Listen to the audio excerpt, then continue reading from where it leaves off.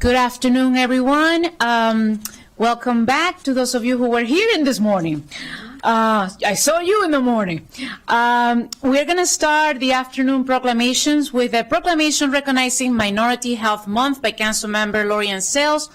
Everybody who's here for that proclamation, please come forward.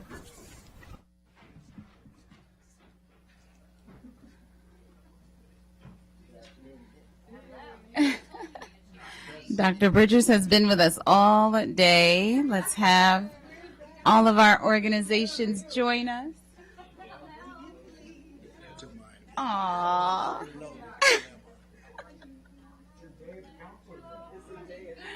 Yes. All of our partner organizations. Oh, and we have the county executive here with us as well. Good to see you, Mr. CE. All right.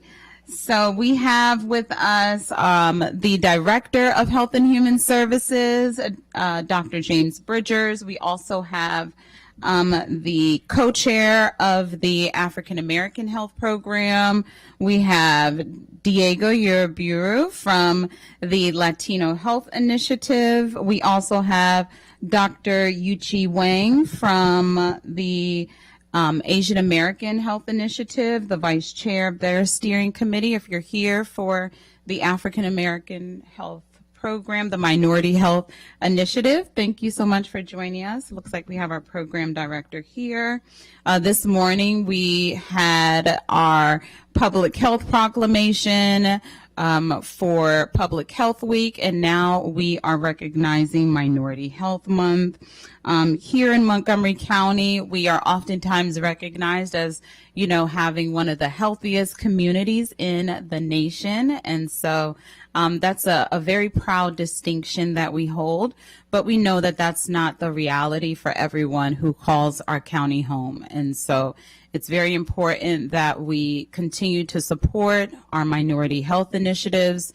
And I often have trouble even calling them the minority health initiatives because, we are now a majority diverse community.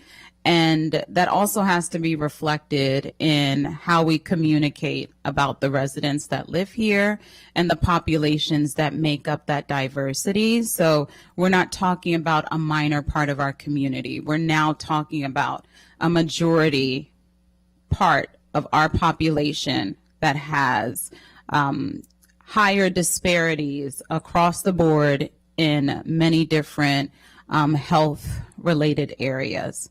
And so as we're thinking about these major problems that are impacting a majority of our community, we have to also ensure that the resources are there to ensure that a majority of our community is healthy and has the support network necessary to ensure that they continue to thrive equitably.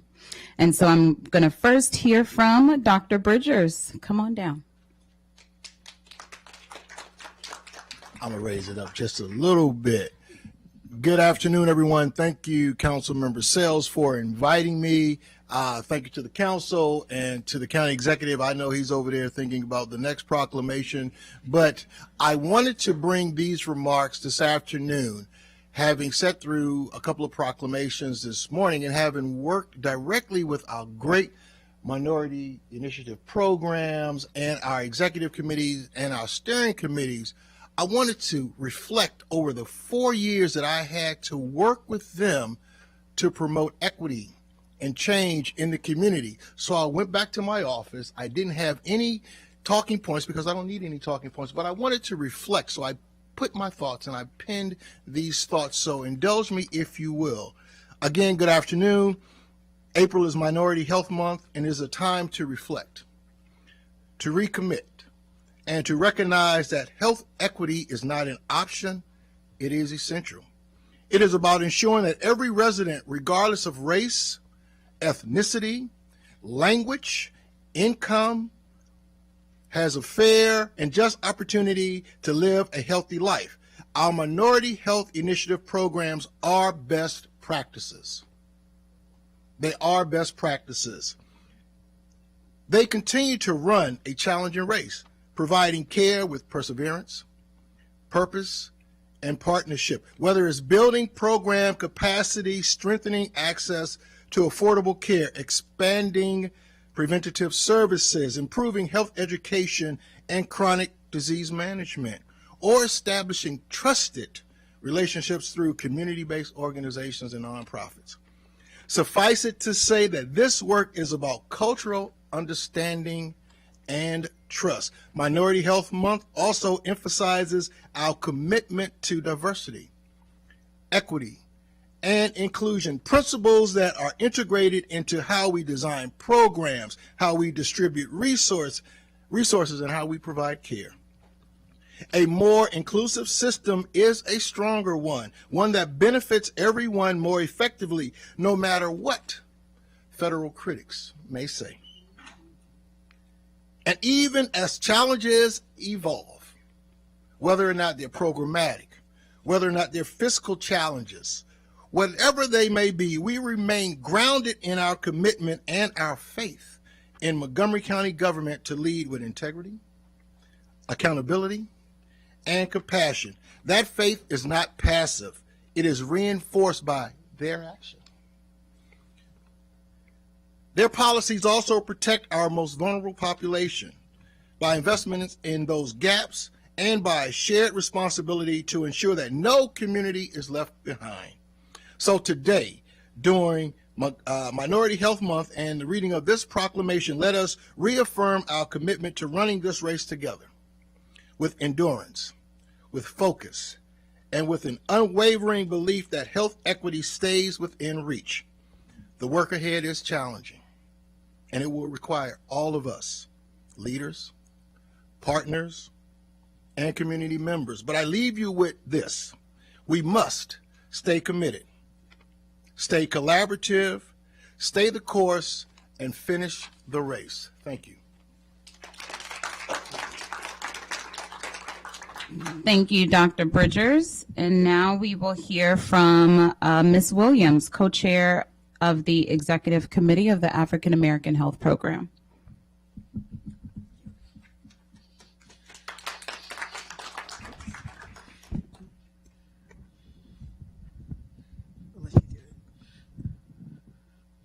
Thank you. Can you hear me? Thank you. Good morning, everyone, and good morning, council members, and particularly thank you for inviting us, Council Member Sales, and all you council members as well.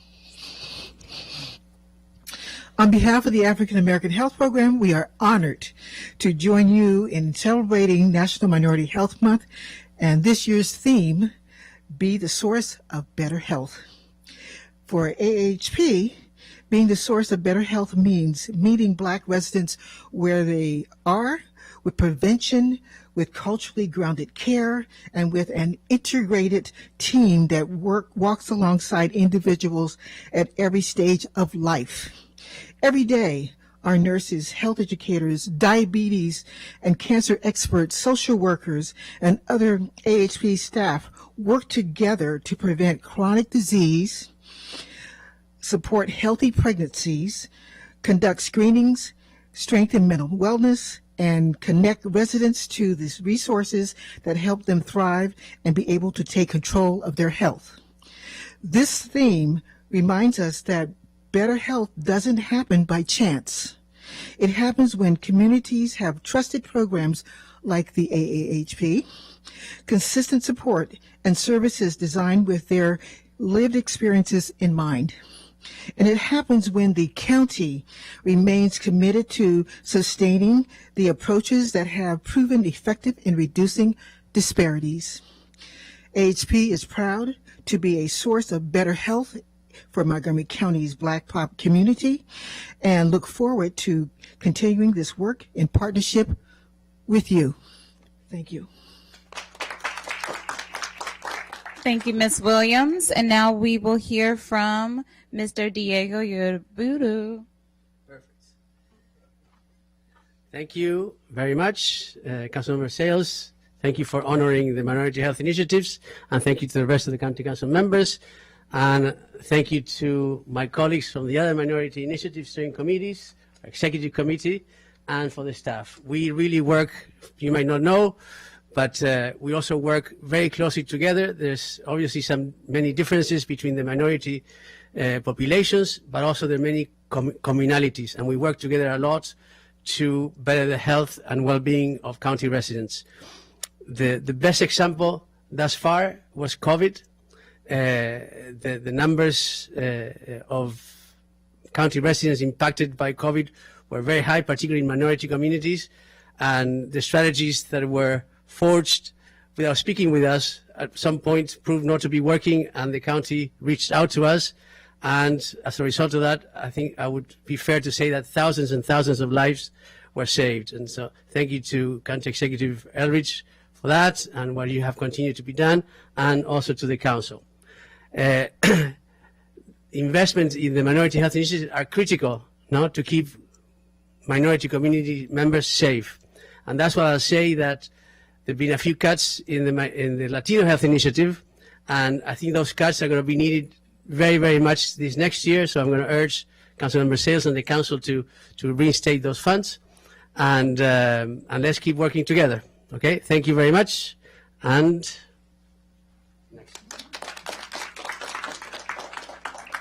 Thank you, Diego. We will be working in partnership to get through this budget. Thank you, County Executive. And now we will hear from our last speaker from the Asian American Health Initiative, Dr. Wang.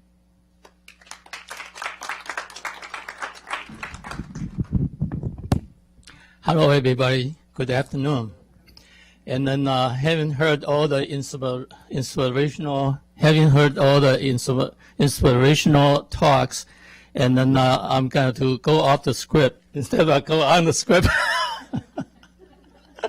because the talk was they were so inspirational, and so I just want to speak everything from my heart. And first of all, thanks everybody's support for so many years for the minority health initiatives. And then second of all, thank you all for coming for this, for us, this very significant event. And then as one of the 16% of a local AAPI community members, I have to say we're very blessed. Just like Dr. Bridges said, you know, it's a full commitment to all our well-beings. And that's thanks to everybody's sitting here today. And then the reason of having the minority health initiatives is because as a minority, we have very special and unique difficulties that is not common to everybody else. For instance, for the AAPI communities, in the county, 70% of us are firstborn in the foreign countries, and more than 30% of us speak English less well. And that creates tremendous challenges when navigating all the health systems, getting the medical supports and the good health cares. And that is not something the government by itself can do to overcome. And because of the minority health initiatives that the county built the partnership through the minority health initiatives to serve the unique populations culturally sensitively and linguistically appropriately, okay? And then the partnership has paid off tremendously, okay? For the AAPI communities, we know we're getting healthier. We know we're getting stronger. That is not a cost. It's an investment. And we hope we can work together, strengthen this partnership, and make our county even healthier and stronger. Thank you all.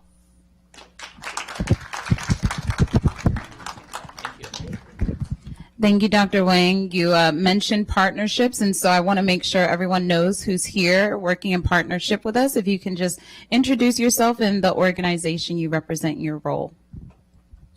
Good afternoon. Wynette Dixon, African American Health Program, affectionately known as AAHP. AAHP. Thank you. Good afternoon. Sean O'Donnell, Deputy Chief for Public Health Services.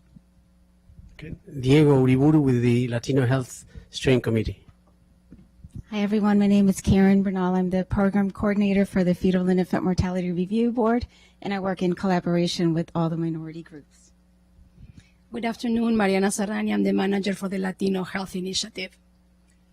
Good afternoon. My name is Hyun-Sun Park. I'm the Health Program Director from Korean Community Service Center, Greater Washington. Hello, I'm Yuki Huang. I'm representing the Asian American Health Initiative. Thank you. Hi, I'm Jackie Williams with the African American Health Program Executive Committee. Hi, I'm Pat Grant. I'm with the African American Health Program Executive Committee. Shari Campbell, President of Xi Sigma Omega Chapter of Alpha Kappa Alpha Sorority Incorporated, and we're a community partner with AAHP. Good afternoon again. James Bridgers, the Director of the Department of Health and Human Services. Good afternoon, Erin McClure, she, her pronouns. I'm from the School of Public Health at the University of Maryland. Proud graduate of our program right here. Glad to be here today. Thank you so much.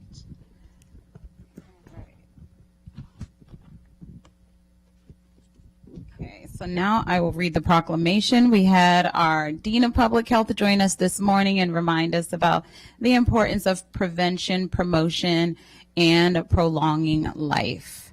So, whereas the origins of National Minority Health Month trace back to 1915 when Booker T. Washington established National Negro Health Week to address the disproportionate health burdens facing Black Americans, and whereas in 2002, the United States Congress formally designated April as Minority Health Month, building on this legacy with the observance led by the United States Department of Health and Human Services Office of Minority Health, and whereas National Minority Health Month brings national attention to the persistent disparities in premature death and illnesses affecting racial and ethnic minority populations, and whereas Montgomery County is one of the most diverse communities in the nation, where roughly 1/3 of residents were born outside of the United States, and more than 160 languages are spoken, making it essential that healthcare services and resources are culturally responsive and accessible to all. And whereas health disparities continue to impact communities across the United States, with African American, Hispanic, Asian American, and Native American populations experiencing higher rates of chronic disease, lower life expectancy, and reduced access to quality and equitable care. Outcomes linked to systemic inequities in income, housing, education, and healthcare access. And whereas, although Montgomery County consistently ranks among the healthiest counties in the nation, these benefits are not shared equitably. The county's 2024 Community Health Needs Assessment shows that approximately 1 in 6 residents rely on Medicaid. Black infants experience the highest rates of low birth weight and infant mortality, and Black mothers face persistent disparities in maternal health outcomes. Hispanic residents face higher rates of preterm birth. Nearly 1/3 of Hispanic and Latino residents report sometimes or never being able to access care when needed, compared to 7% of non-Hispanic residents, and non-Hispanic Black residents experience the highest rates of heart disease mortality and emergency room visits for cardiovascular conditions. And whereas Montgomery County has made sustained investments to address these inequities, including the African American Health Program, the Asian American Health Initiative, the Latino Health Initiative, and the Office of Racial Equity and Social Justice, and has prioritized eliminating disparities in public health as a core council commitment. And whereas Montgomery County remains committed to advancing the goals of Healthy People 2030 by investing in cultural competency, community engagement, data-driven solutions, and a holistic approach to health that ensures every resident has the opportunity to thrive. And whereas as national priorities and investments related to health equity continue to evolve, Montgomery County reaffirms its unwavering commitment to closing health gaps through sustained community-centered action. Now, therefore, be it resolved that the County Council of Montgomery County, Maryland, hereby proclaims the month of April 2026 as National Minority Health Month and calls upon all residents, healthcare providers, and community partners to recommit to advancing health equity and eliminating racial and ethnic disparities so that every resident has a fair and just opportunity to achieve their highest level of health and to live, grow, and thrive in a community that sees them, serves them, and invests in their well-being. And be it further resolved that the County Council directs all agencies and partners to expand access to preventive care, culturally competent services, and community-based health education during April and year-round. Presented on this 7th day of April in the year 2026 by Councilmember Lorianne Sales and Council President Natalie Fani Gonzalez. Thank you.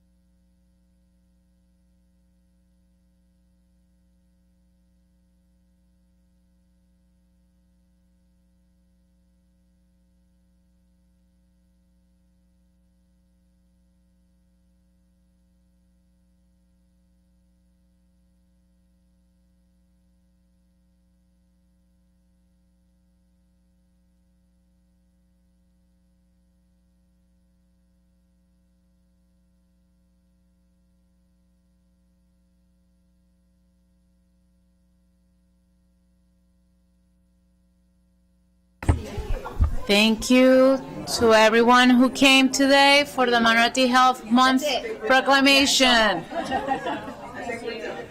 Thank you. So we're going to move on to the next proclamation.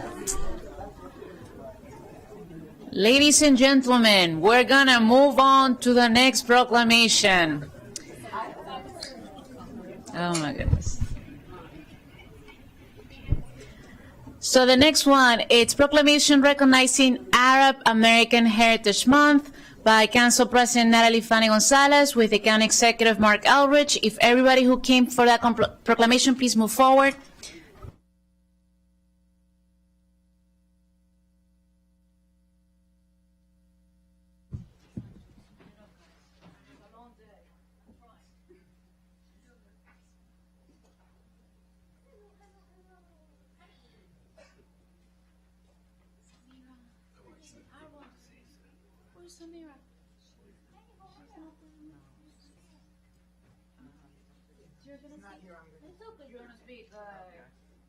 Big shoes to fill.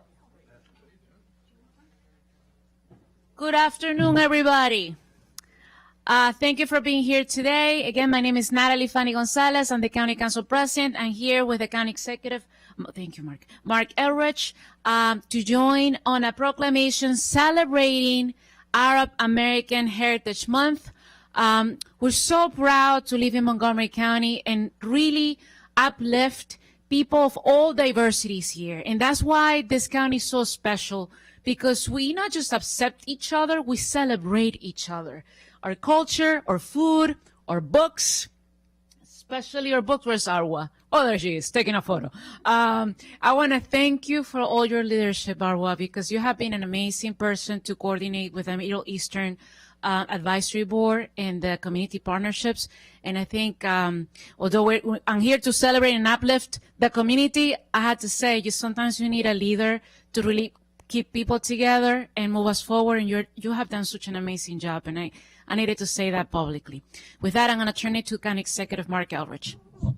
Thank you. And I think, Natalie hit the right spots on this. We are an incredibly inclusive community.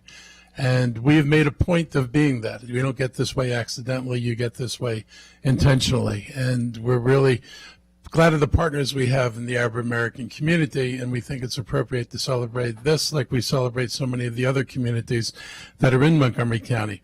I want to express sympathy and also solidarity with people who've got relatives in the Middle East right now. This has got to be an incredibly difficult time of great concern for the well-being of the people who are living there today. And I share your concerns, and I hope and I wish this thing ends as quickly as possible, because this is just a tragic waste of human life.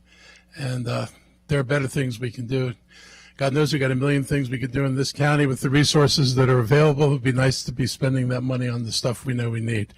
I also want to, emphasize that we continue to be an inclusive and safe community. The passage of the Trust Act reaffirms our position on these things. This county is not cooperating with ICE in deportations. We are not part of rounding up immigrants. We welcome immigrants in this community, and we do our best to provide an environment in which they can thrive and achieve their dreams. I mean, I'm a second-generation American. My grandparents came here for a better life from oppressive conditions in Lithuania and Russia. So all of us, probably everybody in this room, is not that far removed from an immigrant who came here seeking a better life. And we ought to expect the same for the people who have come today as our grandparents and great-grandparents looked forward to when they came to this country 100 years ago or more. So I just want to acknowledge the work you do, the celebration of tradition and heritage, and just assure people that Montgomery County is staying Montgomery County. We're not going anywhere, we're not changing, and we're always going to be a place that wants to make sure that if you live here, you're part of being here and you're welcome here. Thank you so much for those words, County Executive. And I just want to uplift really quickly, just as a follow-up with what the County Executive said. This Saturday, the county is going to be presenting a citizenship clinic that I'm doing with the County Executive and the Governor Wes Moore to ensure that immigrants who are eligible to become citizens can do so. It's going to be in Wheaton at 2 p.m., the Wheaton Rec Center. We already are in full capacity, which is a great problem to have, and which means that we're going to have more of this citizenship clinics, but it's a reflection of the values and the actions that this county is doing to celebrate our beautiful diversity. Before we read the proclamation, I'm going to ask each person to please introduce themselves, and I know you have some remarks to give us, right? So if you want to say your name and pass the mic, please. This is very difficult for me. I'm not at all a public speaker, but my name is Debbie Trent. I've lived in Montgomery County since 1988.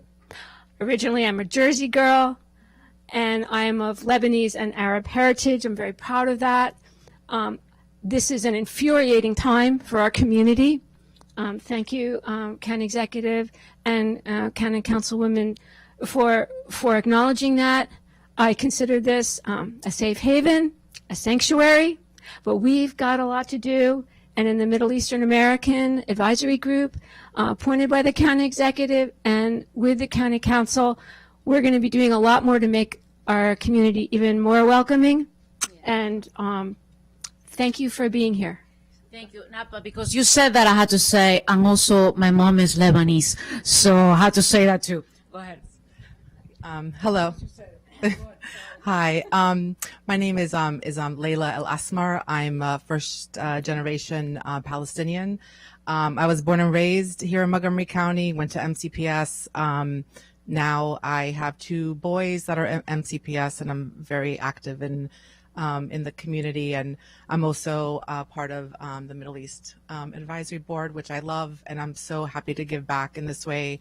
Thank you for having us. My name is Habib Ghanem. I'm with the USA Halal Chamber of Commerce. I'm, like our rep Gonzalez said, I'm of Lebanese origin, but also African, like Will. My wife is from Africa, and I was born in Gambia, West Africa, but of Lebanese origin. And you mentioned food. The Arabs bring a lot of Middle Eastern food. I do both halal and kosher. So that's the part of the food that we bring into the civilization of the United States. Thank you, County Executive, We wish you all the best, and thanks for this occasion and recognizing our presence. I've been here for over 55 years in Montgomery County. Hi, I'm Amjad Chaudhry. I'm from Ahmadiyya Muslim community, and I'm also partner of Middle Eastern Advisory Committee, Advisory Group, and also partner of Animal Advisory Group. And I think we have been, and on Friday, we'll have a Arab American Heritage event, and we'll have a Humanity First. Humanity First is all over the world, just like the Muslim community. So here's the next one. I'm Ahmaduddin Ahmed. I'm the president of the Minaret of Freedom Institute and of the Maqam Ibrahim Islamic Center. I'm a Palestinian American who was born on the boat as my mom was coming here in 1948. And I want to thank everyone for this opportunity. Great. Salam, everyone. My name is Malak Abdul Hamid, and I represent the American Muslim Senior Society as a program manager for the Halal Meals on Wheels. We service all the seniors in Montgomery County, Muslims and non-Muslims. Thank you for everything. God bless Montgomery County.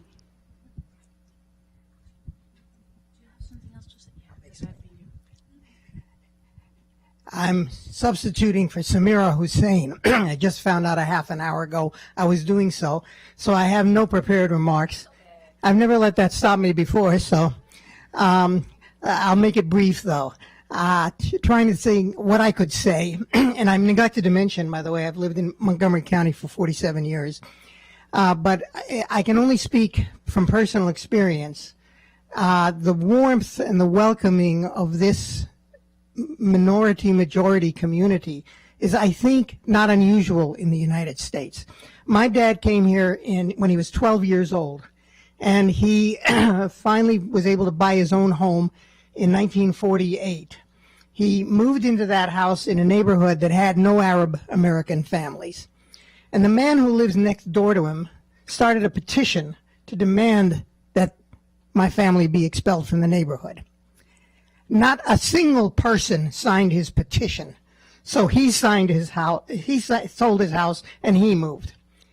This is a free country. You don't have to live next to Arabs if you don't want to.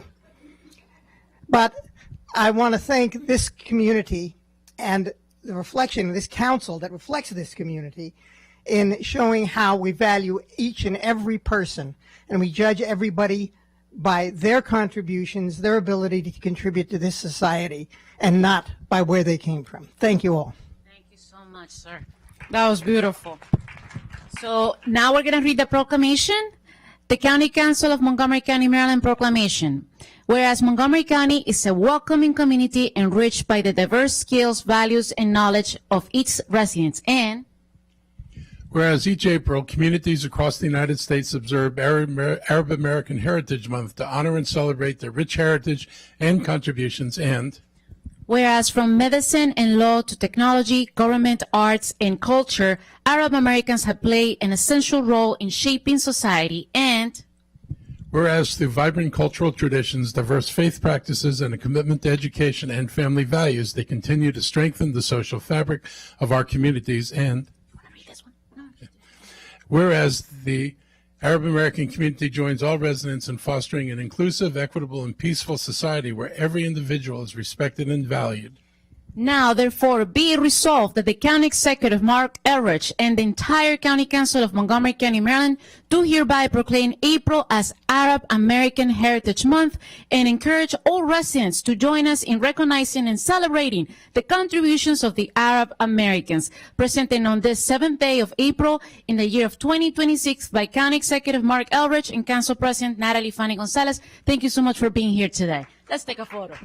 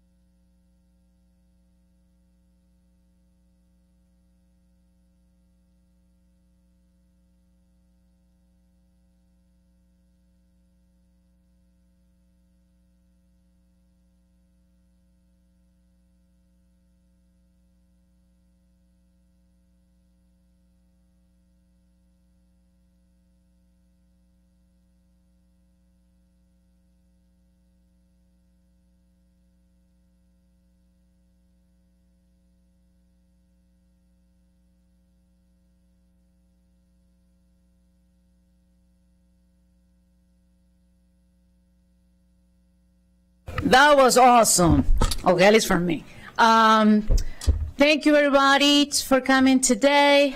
I needed this. I feel energized after this morning. We're going to move on with agenda item 5. It's a public hearing on a resolution to approve supplemental appropriation 26-14 to the FY26 operating budget, Montgomery County Government, Department of Health and Human Services, Emergency Family Shelter Services for $3,064,158. Source of funds, General Fund Undesignated Reserves. A Health and Human Services Committee work session is scheduled for April 23rd, 2026. Those wishing to submit material for the Council's consideration should do so by the close of business on April 16, 2026. There are no registered speakers for this hearing. This public hearing is now closed. Agenda item 6 is a public hearing in action on a top approved supplemental appropriation 26-63 to the FY26 operating budget, Montgomery County Public Schools, Individuals with Disability Education Act, Part B grant for $553,497. Source of funds, federal grant. Council action is scheduled immediately following this hearing. As a reminder of our public hearing testimony guidelines, your comments must be limited to issues relevant to the public hearing topic for which you are testifying and are appropriate for a public meeting. You will hear a tone when your time is up, and we appreciate everyone abiding by their allotted time. We have 2 speakers in person. I'm going to call you, so you can please move forward. Nicole Lewis and Pamela Bennett. Are you okay? Perfect. So Nicole Lewis and Pamela Bennett, if you can please sit anywhere in front of me. You have 3 minutes, and can you please state your name right on top? And you can go ahead.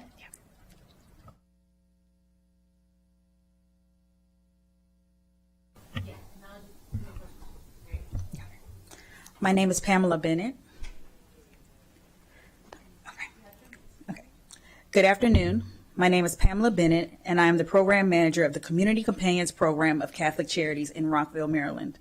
I have proudly served in this role for the past 6 years. Community Companions was established in 1989 as an after-school program for children and young adults with developmental disabilities.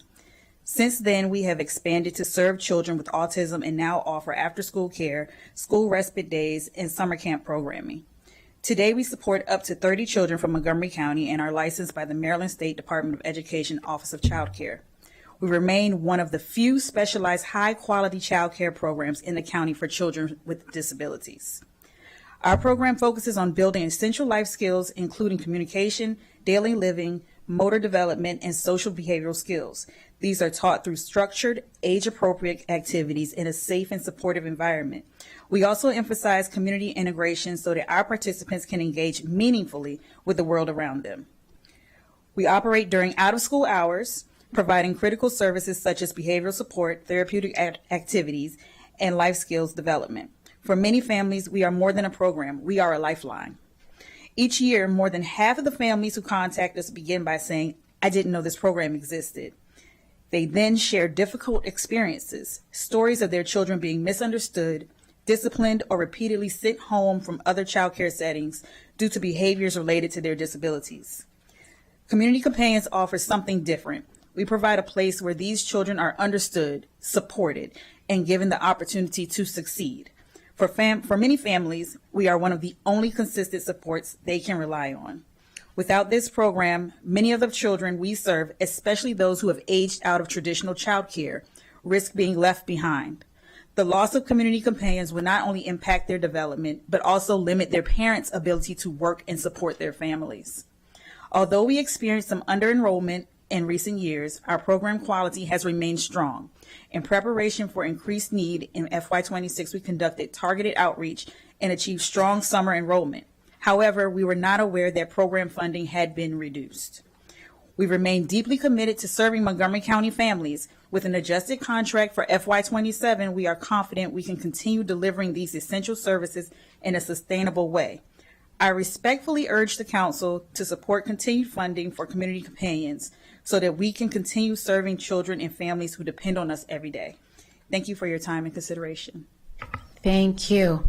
I don't see Ms. Lewis here, so we're going to move on.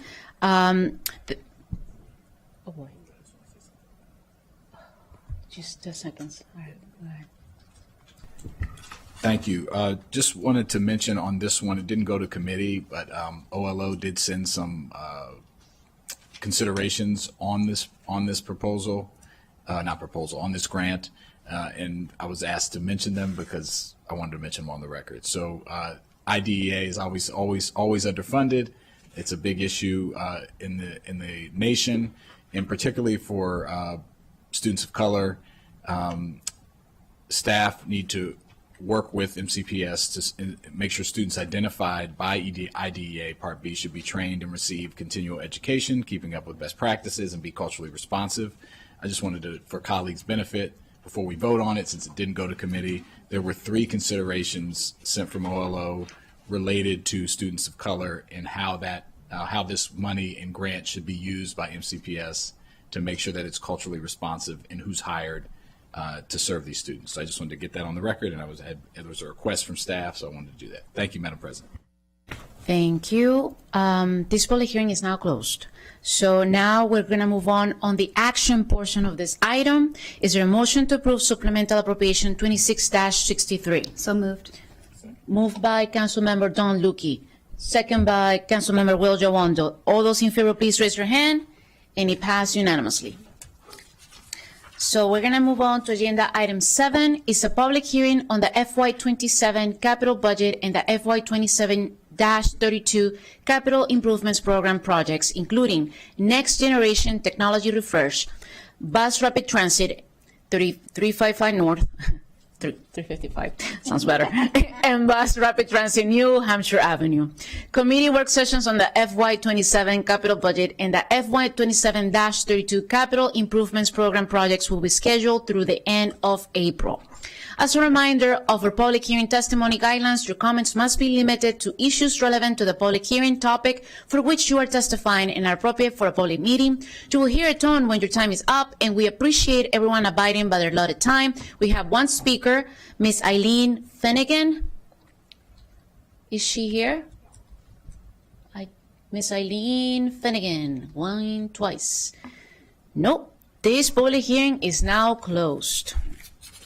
We're going to move on to agenda item number 8. It's a public hearing on the FY27 operating budgets and FY27-32 public services programs and fiscal policy for Montgomery County Government, Montgomery College, Maryland National Capital Park and Planning Commission, WSSC Water, and Montgomery County Public Schools.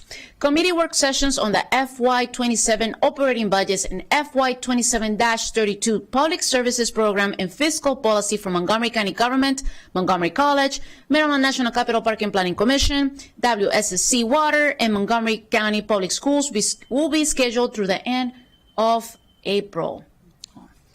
As a reminder of our public hearing testimonies guidelines, your comments must be limited to issues relevant to the public hearing topic for which you are testifying and are appropriate for a public meeting. You will hear a tone when your time is up, and we appreciate everyone abiding by their allotted time. Please take a note. Do not boo or clap or interrupt any of the speakers, please.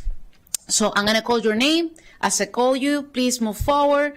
I'm going to start with Jaslyn Flores. Jasmine White, Victoria Thomas, Davida Rowley, Vernon Rex, and I'm going to ask Bruce Cohen to also move forward.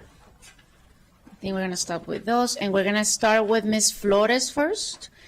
And you have 5 minutes because you're testifying for 2 items, okay? You signed up for 2 items, right? No? I see. Can you please turn on your mic? Go ahead. Hi. My name is Jaslyn Flores. Good afternoon. To be honest, the thought of coming back here today to testify, as you can hear, was almost paralyzing. If my husband hadn't joined me, I never would have made it here today. And yet, I'm here before all you, trying to come down desperately. Because a fully funded Recreation and Parks Department changes people's lives. When I spoke to you last year, I shared that participating in the Maryland Senior Olympics had substantially impacted my life. I went from a full-time recluse to just surviving each day to someone with hope. Most people assume that once I'd found my way out of the darkness and started participating in life, I wouldn't go back. But that's not how it works. There are still more days than not when the pain, both physical and mental, make the world seem very overwhelming. Days when leaving my house it feels impossible. There is also the reality of our current social and economic climate. When you are spending so much money and of your income just to survive, you start asking yourself, what can we afford to cut or do without? Too often the answer is anything that might actually help you live and just not exist. That is why Montgomery County Parks and Recreation matters so deeply. The Recreation Department has numerous programs that meet me where I am. On the days I struggle, I remind myself of the instructors like Jeremy, who is always upbeat and positive and calls us his party people. And he came to even cheer me on at the last Senior Olympics. The staff, like White Oak Senior Center Director Tiana, who never fails to tell me how amazing I look. And Recreation Supervisor Stacy, who encouraged me to swim a more challenging event in the most recent Olympics. And she was right, I got a gold medal in that event. Not to mention the other participants who, just like me, would sometimes rather be anywhere else but exercising. In the spring and fall, my husband and I have date nights, and we attend the free concerts at Brookside Gardens. We sit under the open sky, enjoy the fresh air, listen to live music, and people watch. From families with young children eating on their blankets to older adults dancing the night away. It is a mix of culture, ages, backgrounds that reflect the richness and diversity of this community. The county is helping its citizens have moments of joy without having to sacrifice other needs in this challenging economy. To recreate this in the private sector, what the county provides and subsidizes, fitness and mental stimulation classes, sports leagues, aquatics, concerts, social programs, and so much more, will be between about $4,000 to $9,000 per year per person, which is far out of reach for our family and many others.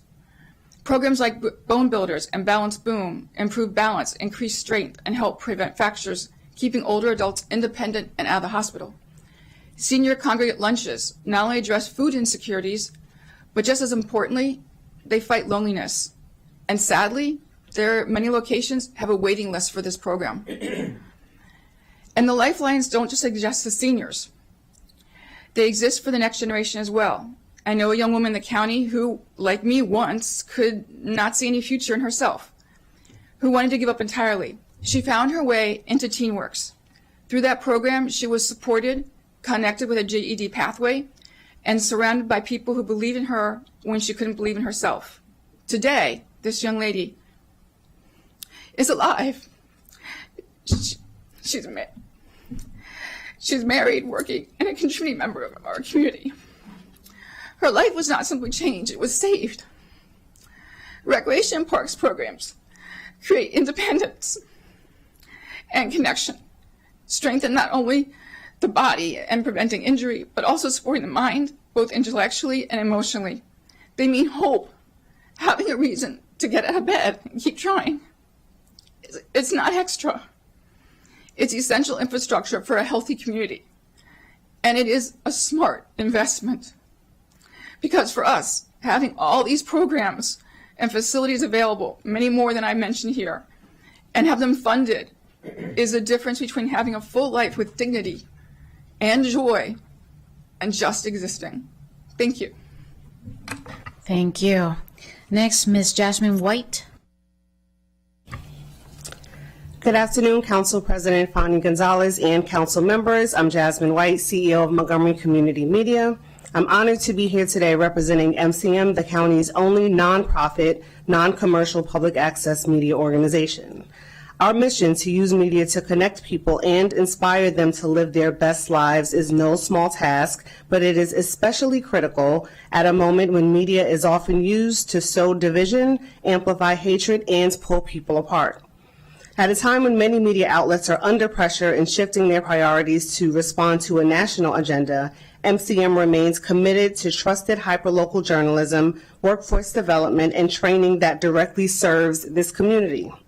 We strongly believe in the power of community-based storytelling and keeping residents informed and connected.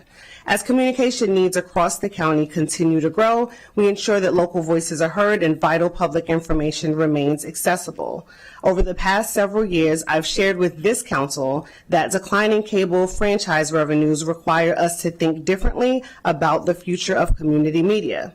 That reality has not changed. In fact, it has become more urgent. Cord cutting continues to reduce the revenue that has historically supported MCM, even as the need for our work continues to grow. That is why MCM is focused now more than ever on our future and sustainability. We are not standing still. Our FY27 plan is a strong step toward consolidating channel operations and creating a more modern and efficient service model. I've appreciated the opportunity to speak one-on-one with nearly every council member to hear your ideas and think together about the path forward. The legacy cable funding structure is no longer enough to meet this moment, but MCM is doing the hard work now to build what comes next. We are no longer rearranging furniture on the Titanic. We are building a whole new boat. The underrepresentation of community voices and the need for civic engagement are not just MCM issues, they are county issues that require community-centered solutions with county leadership input and support. I'm confident that MCM is moving in the right direction to make the necessary changes that reflect the innovation, creativity, and resilience that are synonymous with this diverse community. The future of digital community media in Montgomery County depends on innovation, digital access and equity, local relevance, and preparing people to participate in media responsibly. Next year, we will be charting a new course, but we are doing so with purpose, vision, and a deep commitment to our mission. I respectfully ask for this council's continued support as we work together to build a more sustainable, responsive, and community-centered future for media in Montgomery County. Thank you for your time and consideration. Thank you. Next, Victoria Thomas. My name is Vicki Thomas, and I'm testifying on behalf of the county's Animal Services Advisory Committee, which represents numerous animal welfare organizations and the public. Our responsibility is to advise the council and county executive on all matters related to animal services. I have also volunteered over 4,500 hours at the county shelter. The welfare of animals in Montgomery County is inseparable from the well-being of its residents. The Office of Animal Services, OAS, stands at the center of this connection, serving both as a guardian of animal welfare and a pillar of public health and safety. We recognize the enormous challenges you face with the budget this year, but the direct services OAS provides are essential, not optional, and are literally a matter of life and death. The current economic and political disruptions are forcing families into heartbreaking decisions, and the impact is showing up at our shelter doors. Surrendered animals are rising, cases of neglect and cruelty are increasing, abandonment is becoming more common. The shelter is operating beyond capacity while still striving to maintain high standards of care and a live release rate of 90%. But these goals are now at risk, not because of a lack of commitment or compassion, but because of a lack of resources. Imagine your dog being confined in a small kennel for 23.5 hours a day, or your cat in a small steel cage with minimum interaction. This is not ethical or humane and can lead to severe medical and behavioral issues. Without immediate staffing support, the county may be forced into decisions no one wants, including euthanasia. Therefore, we request funding for 5 additional animal care attendants, which are the minimum necessary to safely and humanely manage the current and predicted volume of animals in our care, and another foster rescue coordinator so that pets can leave the shelter alive. And continued investment in prevention is also critical. The Healthy Pets, Happy Homes initiative directly reduces shelter intake by helping families access pet food and veterinary care before a crisis occurs. We recommend maintaining $30,000 for the community pet food pantry and $125,000 for low-cost spay-neuter. These programs are not only compassionate, but they are cost-effective. It costs about $1,600 to care for each animal in the shelter, far more than the cost of preventing that intake in the first place. So this is a moment to decide what kind of county we want to be, one that ignores an impending crisis or one that works to prevent it. OAS is not merely an animal shelter, it is a cornerstone of the county's civic and moral responsibility. It provides direct support to both community residents and the county's animals and deals with life and death situations daily. Therefore, we urge you to fund the necessary staffing, sustain prevention programs, and ensure OAS has the resources needed to protect our community so that our county remains a safe, humane, and forward-thinking place for all who call it home. Thank you. Thank you. Next, we have Davida Crowley. Yes, hi. Good afternoon, Council President Fanny Gonzalez, Council Vice President Falcom, and members of the County Council. My name is Davida Rowley, and I'm here today in my capacity as Chair of the Montgomery County Community Action Board. On behalf of the Board, of course, we thank you for the opportunity to share our priorities for the FY27 budget. As a reminder, we are the county's federally designated anti-poverty group. Our board is the governing body for the Community Action Agency and the county's Head Start program, along with the Head Start Parents Policy Council. We advocate for the needs of economically disadvantaged residents at all levels, and we're very proud to lead the Community Advocacy Institute, which is a free advocacy training program for income-eligible residents. And you will hear from several of our CAI participants in the coming days, and we hope to see some of you at the graduation next month. We're very pleased to see strong support for DHHS services and local nonprofits in the FY27 budget. The support acknowledges the challenges that many of our community residents are facing, as well as the significant impact of agencies like the Community Action Agency. So today we want to share our key priorities for the year ahead. First, and you've heard us say this before, are the needs of the immigrant community.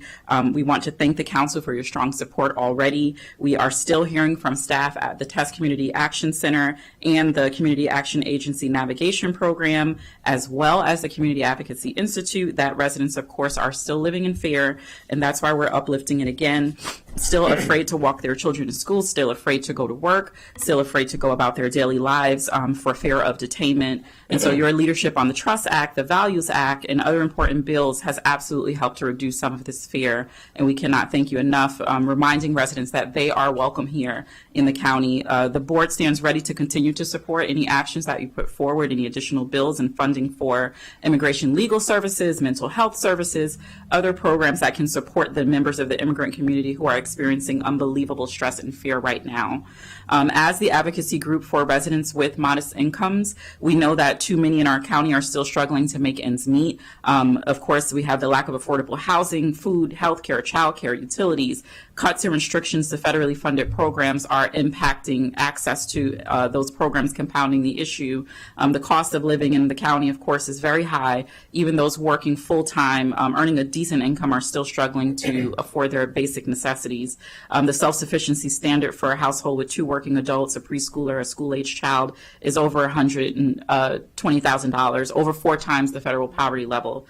Fortunately, there are steps that the council can take to address these challenges in the budget. So we are encouraging expansion of the Emergency Rental Assistance Program, the Emergency Energy Assistance Program, and free clinics that serve uninsured residents.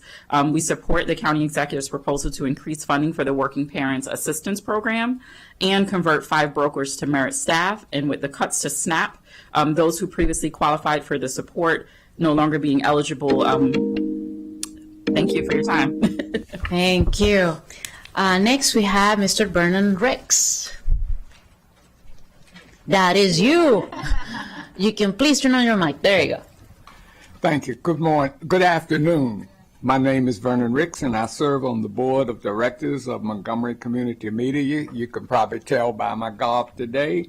It's always meaningful for me to come before you and speak about something that truly matters to me and our residents. As someone who has served this community in public life for many years, I've seen firsthand how important it is for residents to feel informed, heard, and connected. As Montgomery County approaches its 250th anniversary, I've been reflecting on the principles that shape this country, principles like freedom of expression, the free exchange of information, and the belief that every voice matters. From the very beginning of those ideals depended on people having the ability to share information. Here in Montgomery County, our motto is, I'm going to mess it up, Gardez Bien, which means to guard well. And those principles are part of what we are called to protect, ensuring that every resident has a voice and equal access to information. Those ideals should still guide us today, even though at that time those freedoms were not extended to everyone in this country. We know those principles matter because we have had to fight to make them real for everyone. That is what Montgomery Community Media does every day. MCM is a platform for civic participation. It's where residents can tell their stories, access trusted local information, and engage with their community.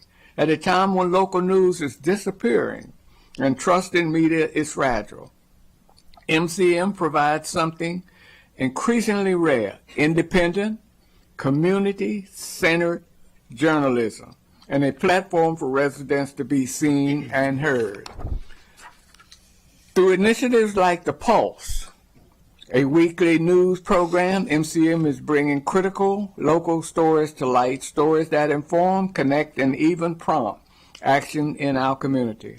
And importantly, this work is not funded by tax dollars. It is supported through cable franchise fees, model that is declining even as the needs arise. MCM trains the next generation in improvised voices that might some otherwise go unheard, and strengthens the connection between residents, their communities, the government that they serve. If we believe in the principles that shaped this country 250 years ago, then we must invest in the organizations that keep those principles alive today. I respectfully urge the Council to continue support of Montgomery Community Media and the vital role it plays in our community. Thank you for your time and leadership. Great timing. Thank I you. did it. Thank you. Bruce Cohen. Good afternoon, council members. My name is Bruce Cohen. Most of you know me as Big Bruno. I'm a former CPA and certified fraud examiner with the federal government, and for the past 17 years, I've been inside our animal shelters and working closely with animal rescue groups. I am at the shelter Monday through Friday, beginning at 7 a.m. Over the past 3 years, I've logged more than 3,226 volunteer hours. Right now, we are at a breaking point. The shelter is near capacity. Staff are overwhelmed. Volunteers are doing the work of many people because they refuse to let these animals be forgotten. The system is under strain. Shelter management has publicly stated euthanizing dogs for space is becoming a possibility, not because these dogs are dangerous, not because the dogs are suffering, but because we don't have enough room and not enough funding for additional FTEs and numerous projects. We are talking about killing healthy adoptable dogs. This is a moral failure, and if it happens, it will be a joint failure. Do these animals matter? We already know what works. First, require spay and neuter for all existing dogs and cats and ensure all residents have access to a robust, low-cost spay and neuter program. Second, eliminate breeding for all animals for a specified number of years with only a few exceptions. Third, remove outdated housing, breeding, and weight restrictions that block adoptions. Fourth, strengthen rescue and foster partnerships with proper staffing by adding 1 to 2 more rescue/foster positions. Currently, there are over 100 animals in foster. Fifth, expand outreach with more internal and external adoption events. Sixth, open the shelter on Wednesday. Seventh, ensure every dog has a strong, up-to-date bio on the shelter's webpage. Dogs are sitting in their kennel 12 to 20 hours every night. When I open the kennel door at 7 a.m., I see one of two things: either feces and urine all over the floor and their dog bed, or a completely clean kennel, which means that dog has been holding it in for up to 20 hours. That is not acceptable.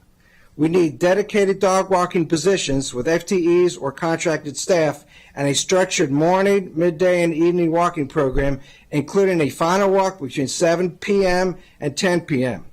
Council members, these animals did nothing wrong. They are here because the system failed them. Work closely with shelter management. Stay engaged. Do whatever it takes to prevent this. Because if one healthy, adoptable dog is euthanized for space, we all know it didn't have to happen. Be the council that stepped up, not the one that looked away. Because the dogs don't have a voice, but your vote does. Thank you for this opportunity to express my thoughts and opinions. Thank you very much for being here. I'm going to call on the next panel, okay? Madam President, yes. can I make one off-the-record request? Oh, boy. I was here in December, January, February, and now today, and the clock on the wall over here is still saying 5 minutes to 9. I thought you fixed it. Then you fixed it. Can somebody get batteries? We are going to get to it. Batteries or something, you know. Thank you. You're the second person who notices that. Yeah, thank you. Thank you. Thank you. Okay. There you go. After that little laugh, we're going to move on to the next panel. I'm going to call on Link Howing, Robin Fecker, Ben Ross, Bridget Howell, Clara Lovett, Alan Cohen, and Lillian Mass. If you heard your name, please come forward, and we're going to start with Mr. Link. Everybody has 3 minutes, and your time starts now. Hi, I'm Lynn Cohen of the Fair Access Committee for the Western County. I've noted in my past testimony that we are advocating not new spending, but rather catch-up funding that helps address many of the inequities our area has long faced. We thank you for your continued support as we work together to try to address the shortcomings of the past. There are a number of projects or programs that need to be supported in the FY27 operating budget. Here's a quick overview of the key initiatives that we are advocating that need your support. A community center with clinic. While not yet needing funding for programs and staff, the community center is in the FY27 CIP for design, and it is important that it move forward. We urge your support for the design funding and in the future funding for the construction and completion of the center. The pool bubble. We've made the case for this common sense efficient proposal. It remains unfunded, but it's an important part of ensuring our area, which can often be 20 miles or more from indoor swimming facilities, is treated equitably. Over 1,600 seniors, numerous young families, and our very successful swim team deserve this facility. Ride-on bus improvements. We spent several years developing a series of proposals, including what we call reverse flex, to make our public bus service work for many who need to get to work and make needed and important medical appointments. We have seen new flex areas come online and believe our area should have a flex system as well. Much of the support for this project would come from operating funds. Rural roads maintenance. The well over 160 miles of rustic and rural roads, many of which are in our area, are our main streets. They make life convenient and support our farmers who need to be able to get safely to move their equipment to their fields. We have learned there is no budget line item committed to rural roads maintenance, and the equipment for maintaining rural roads is not in good order according to our depot. WUMCO funding. WUMCO has taken the lead, as you know, in helping identify the often hidden needs of so many in our area who can't easily get to routine medical and dental visits. WUMCO needs the continued line item funding resources in the county's HHS budget dedicated to supporting the management of its medical, dental, and counseling programs. And finally, the Poolesville Seniors Grant. A deeply flawed county grants program denied Poolesville seniors a county grant that had been awarded for many years to support what has been acknowledged as a standout program for seniors. They have since received support, but it's not adequate to keep up with the needs. We have no community center, and the county promotes no programming in our area. Poolesville seniors programs are not supplemental as they are in other areas. They are the way our seniors get access to programs available elsewhere. They deserve your support and full funding from the county to support the work. Thank you for your support and your time. Thank you. Next, we have Robin Ficker. Thank you very much, Madam President. It's a pleasure to be here before our county council. I'm Robin Ficker, a lifelong resident of Montgomery County. You can't make life more affordable in Montgomery County by increasing property taxes, income taxes, and many additional fees. It doesn't work that way. We have gas up at $4 a gallon. You can't say that we're making housing more affordable in Montgomery County and raise property taxes. That's an April Fool's joke. You can't do it. This is not a serious budget. This is not even a serious budget proposed by a county executive who was the only person in U.S. history who has been term limited 2 times in office, primarily for raising taxes. This is a budget proposed by a candidate in the in the election coming up in June, where the absentee ballots are mailed out in about a month on May 11th. Today is April 7. The absentee ballots are being mailed out very soon. This is a budget proposed by a candidate who was one of 17 candidates for 4 at-large positions. We know that about 105,000 people voted in the 2024 Democratic primary. He needs about 40,000 votes in that primary to be one of the top 4. The best way to do that is take a Mondami approach and give a lot of money to people who are going to be voting in that primary. And that's all this budget is. It's a press release. It's a campaign press release. We cannot make Montgomery County more affordable by raising taxes. The school budget is a question. The CPI increased 2.75% over the last year. The number of students has been reduced by 2%. The school board has also reduced the number of days now that we have school. They say, well, we want to have go back to virtual education, where everyone knows that young children cannot learn to read by looking at a computer. So we're getting less production out of the school system. The test scores are still woefully low. None of the money we are paying there is tied to increasing or production by the students or better scores. Do not increase our taxes, please. Thank you, Mr. Ficker. Next, we have Ben Ross. Good afternoon.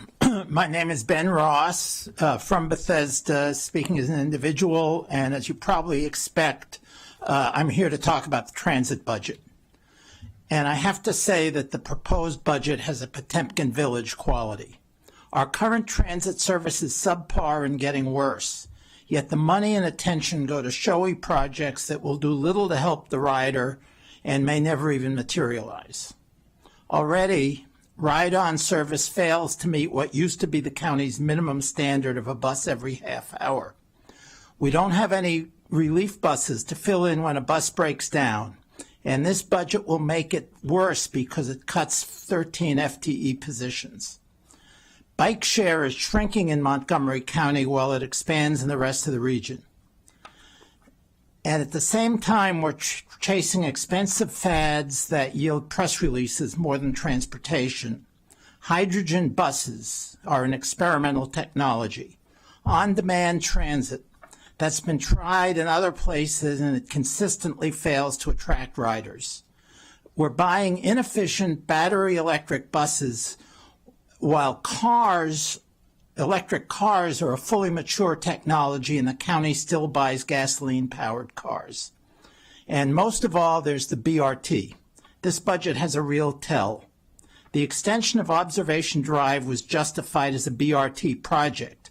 Now the road's being moved away from residential areas where nobody will be able to walk to the bus. Yet I haven't seen a word about the effect of this change on the BRT. Who are we kidding here? Is the real aim of the BRT program serving riders, or just to say we have BRT?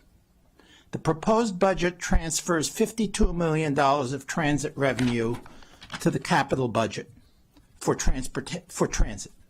If you cut wasteful capital expenditures on transit, you can provide better transit now and for less money. You should expand the bike share from 76 to 111 docks to match Arlington County. That's just $1 million to start and less than $500,000 annually. You should run every ride-on route every half hour and bring back the relief buses. You should expand the Bus Priority Program, which funds low-cost capital improvements that really make a difference. Then you should adopt a completely different approach to upgrading bus lines.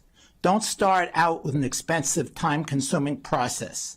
Just run frequent buses on the route, see how it works, then target capital improvements based on ridership and the location of bottlenecks. So thank you very much, and I hope you pay careful attention to the budget. Thank you. Next, Bridget Howe. Good afternoon. I'm Bridget Howe with Nonprofit Montgomery, an alliance of nonprofits that serve county residents. Last year, we issued a comprehensive report on the state of nonprofits, and sadly, I don't really have a positive update. I listened to all of your remarks this morning, and I recognize this is a hard budget. These are difficult conversations, especially given the external pressures facing Montgomery County from the federal government, job losses, and a stagnant economy. However, the nonprofit sector must be direct. An 8% adjustment to the county's contracts with nonprofits is necessary, more than the 2.5% recommended in the budget. This number may sound like a pie-in-the-sky request, considering the past few years of inflationary adjustments in the 3% range, with this year's recommended increase coming in at 2.5%. But the reality is that without contract increases that meet the true costs of services, our safety net is threatened, and so is the stability of the nonprofit workforce. And here's why. County-funded nonprofits are serving many more clients than in prior years due to those same external pressures.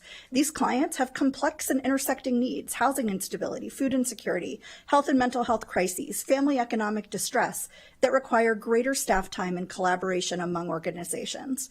Operating costs are surging. Organizations small and large are overwhelmed by utility and fuel costs, rent and maintenance, insurance premiums, and employee health insurance. These are unavoidable expenses that current contracts simply do not cover. Every dollar diverted to operating costs takes away from direct service to county residents. County contracts have not kept pace with inflation, operating costs, or increased administrative demands. And while we're navigating how to fund these increased operational expenses, the administrative burden of managing contracts has also increased. This requires more staff time, also diverting funds from direct service. At the same time, philanthropy, individual giving, and business sponsorships have declined for 75% of county nonprofits. This is a perfect storm that threatens the sector's long-term sustainability and current ability to deliver important services. Finally, the nonprofit workforce is struggling. They face the same affordability crisis as every resident due to skyrocketing costs, but our frontline workers are falling further behind. And in reality, we all know nonprofit compensation has never kept pace with public employee compensation. As a result, some nonprofit employees now rely on the very services they provide. Without a common sense adjustment, our capacity to serve clients will continue to shrink, experienced staff will leave, critical services will be disrupted, and long-term county investment will be at risk. As a reminder, nonprofits are businesses, employers, and consumers of goods and services. Straining our operations endangers far more than just our clients. An 8% increase is not unrealistic. It is what's needed for survival. Thank you. Thank you. Next, we have Clara Lovett. No, can you, the other one? There you go. Thank you. Thank you for the opportunity to testify. I am here today again to speak about the budget for the Parks Department. I am a resident of the village of Friendship Heights, Down County. I have also served for 8 years on the board of directors of the Montgomery Parks Foundation, which assists the Parks Department by raising private funding and by helping the department experiment with programs that cannot be funded by the public budget. I know the challenges you are facing. I've lived in the county long enough to learn how difficult it is to serve on our county council. And like most residents, I appreciate the high level of services that we enjoy. So I do know that you face very difficult choices. Nevertheless, I urge you to fund the department's request of a 6% increase over the fiscal 2026 budget. The requested increase will not support any new programs or even the expansion of existing programs. It will, however, enable the department to fill a number of vacant positions that have been vacant for some time in areas that are essential to public safety and security. We're talking about trail maintenance workers, tree climbers, literally people who can climb trees with sharp objects to cut tree limbs that could pose a danger to people, people who maintain the playgrounds in our parks. This is especially important in those parts of the county where many seniors live and where families with young children live, especially if they live in apartments or townhomes where the children don't have a private playground behind their home. Look at the practical side, not at the ideal side. The practical side is that the park system is a major contributor to the quality of life in our county. You know that it is a jewel in the crown of our county. On a practical side, these jewels in our crown are essential to stem the declining tax base of our county, which is a very critical problem when you see the fiscal challenges you face. It is an essential component to attract skilled immigrants and business investors who will want to be part of our future. Thank you so much. Thank you. We're going to move on to the next person, Alan Cohen. Thank you. For the past 45 plus years, I've been involved with the county on two passions I have. The first one is the animal shelter in my creation of McPaw. And I don't want to take extra time from you, but I want to reinforce what Vicki Thomas said earlier and Bruce Cohen, no relation. But I've seen the dedication. I also work on the food pantry.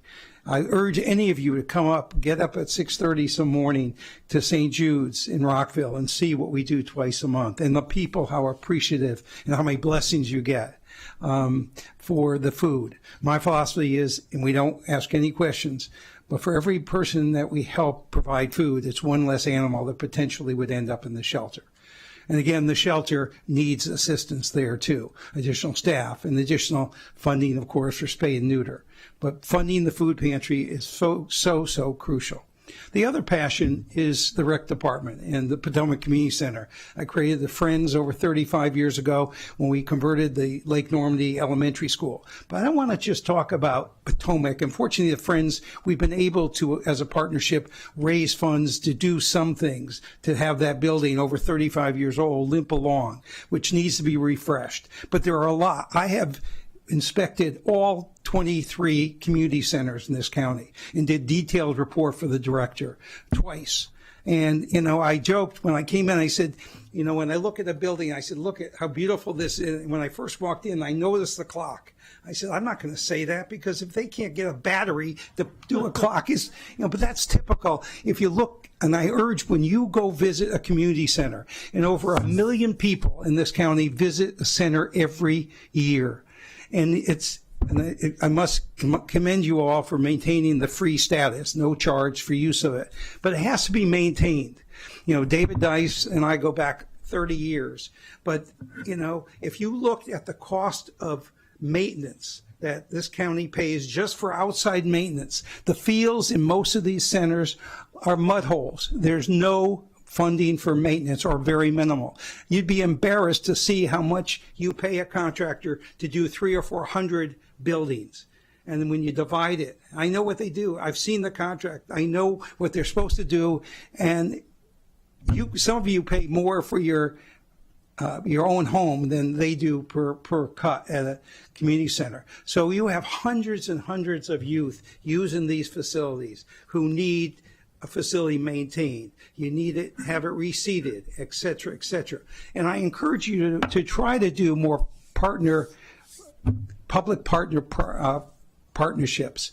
That can help, especially strengthen the needs. So again, I urge you all to do this and visit the community centers. And when you go in, look at the facilities. They need help. Thank you. Thank you. Next, we have Lillian Mass. Good afternoon. My name is Lillian Mass, and I've been a resident of Montgomery County for the past 25 years. During that time, I worked as a journalist for Univision, Telemundo, and NBC4, telling the stories of this community and connecting residents with the resources available to them. I also worked here at the Montgomery County Council as a bilingual communication specialist. Because of those experiences, I saw something very clearly. Government and media often fail to communicate effectively with each other. And that breakdown ultimately affects how information reaches the communities they are supposed to serve. For years, Montgomery County has hosted workshops encouraging residents to start businesses and pursue county contracts. As a journalist, I cover many of those workshops and help amplify that message to the community. Inspired by those workshops, I eventually decided to leave my position in television and start my own communications company, Community Crest Media. We provide public relations, media management, community outreach, video productions, and content creation services. We tailor communication campaigns in different languages for government agencies and organizations so they can effectively reach the communities they serve.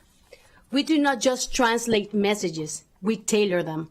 My work experience in media and communications allow me to see what is lacking between them, and I wanted to be that bridge. So I did exactly what those workshops told entrepreneurs to do. I registered my business, I built a professional team, I invested in equipment, I follow every step that the county encourages entrepreneurs to follow. And then I discovered something that no one tells you in those workshops. The startups in Montgomery County have virtually no chance of obtaining a county contract. Why? Because the county requires an extensive track record before awarding contracts, in addition to certifications that in most cases take a long time to obtain. But if you are a startup, you cannot possibly have any of that. So the system creates an impossible situation. You cannot get a contract without proof of contracts worth hundreds of thousands of dollars, and your business, again, stands no chance. The system itself is not designed to give startups a real opportunity to obtain a contract. I am aware of the Montgomery County Economic Development Corporation, but they do not cover this situation. So today I'm asking the council to do something very simple. Assign funds in your budget to create a program that allows the startups in Montgomery County to compete for small entry-level contracts so they can build an initial track record. When Montgomery County reports that approximately 33% of contracts go to small businesses, there is a critical difference between small businesses and startups. Startups, by definition, often cannot even compete because they lack past performance, even when they are formed by highly qualified professionals who are ready to deliver. Thank you. Thank you. I'm going to call on the next panel. Thank you so much for coming here today. The next one is Margaret Shop, Robin Little, Bruce St. John, Alisa Sanders, Carrie Guthrie, I missed that one, yeah. Gordy Brennan, and Ellen Main.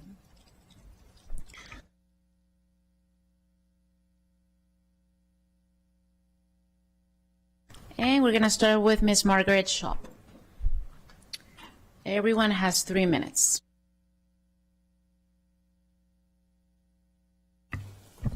Good afternoon. I'm Margaret Shope, and I'm testifying for the TAME Coalition in support of the county executive's recommendations for the operating budget to continue providing zero fare for ride-on buses and expanding ride-on flex.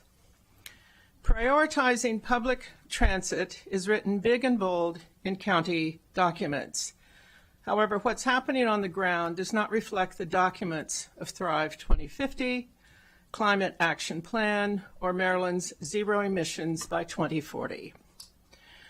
Thrive directs the county to, quote, build a network of transit alternatives first and stop proposing new 4-lane roads in master plans, end quote. There is no immediately available and affordable transit expansion in the recently approved Clarksburg Gateway Sector Plan, only long-term capital-intensive projects.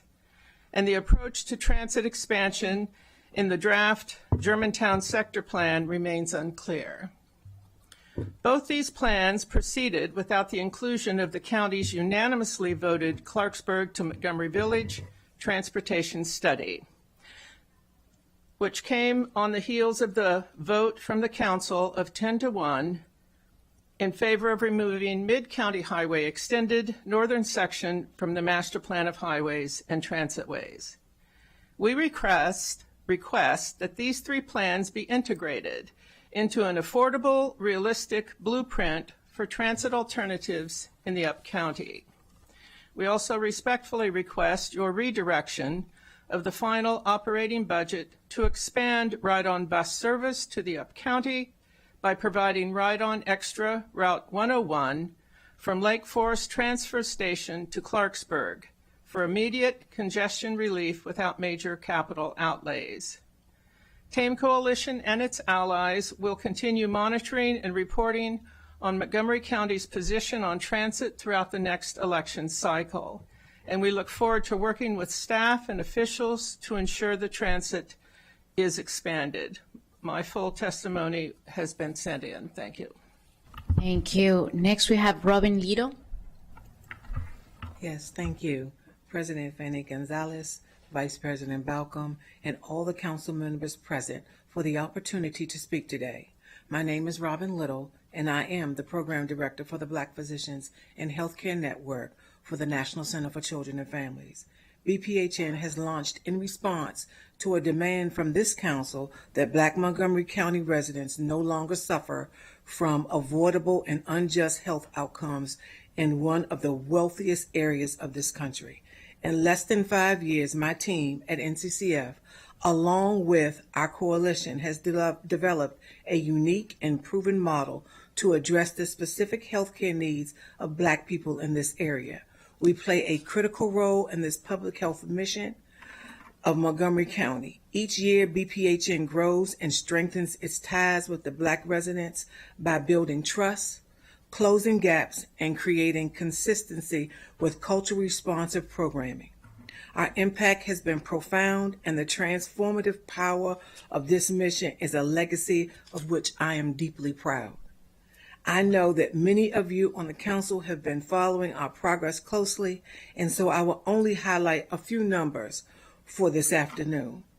This year alone, in fiscal year 26, we have cumulatively impacted through outreach education, social media, health fairs, and community-based programs over 48,961 people.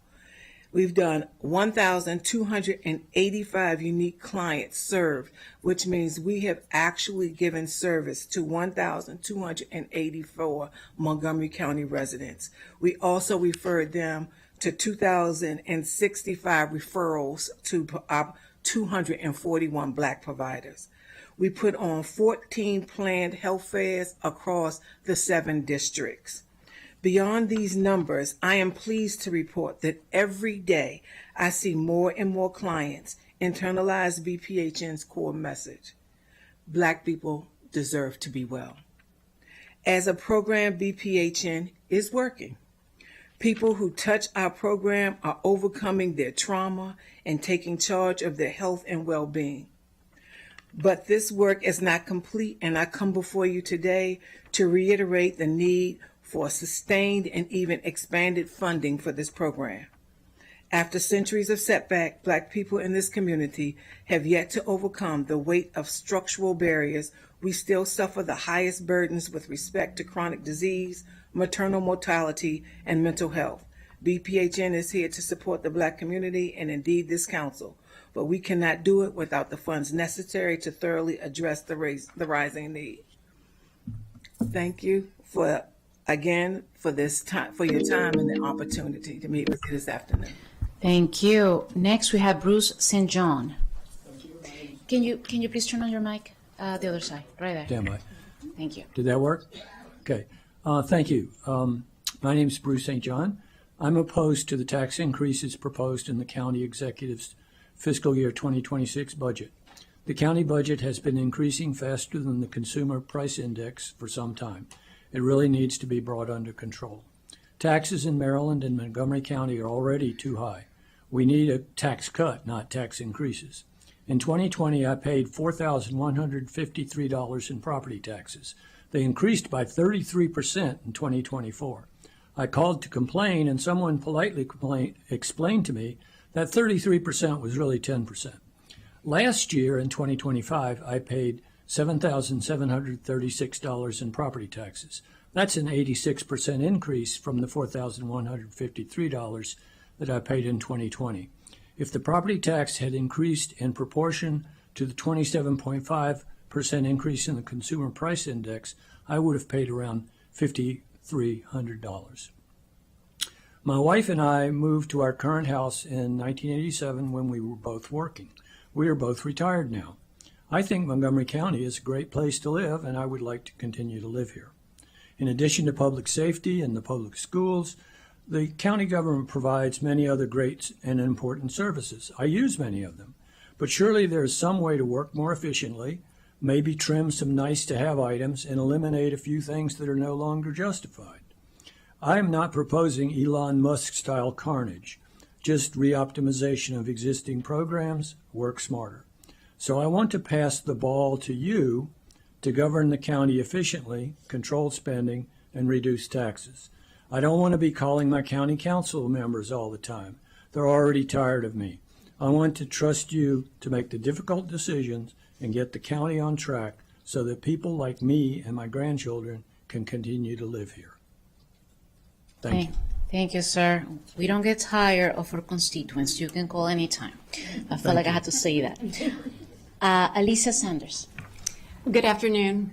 My name is Alyssa Sanders, and I serve as Director of Advocacy at Everymind. And as you all know, for nearly 70 years, Everymind has supported the mental health and well-being of Montgomery County residents. I'm here today on behalf of Everymind and alongside a broad coalition of nonprofit leaders to respectfully urge the Council to increase the inflation adjustment for nonprofit contracts to 8%. Simply put, 2.5% does not meet the moment. Nonprofits are the backbone of Montgomery County's safety net. Each year, Everymind reaches tens of thousands of residents through school-based mental health services, crisis support, and community programs. That need is growing, especially among young people.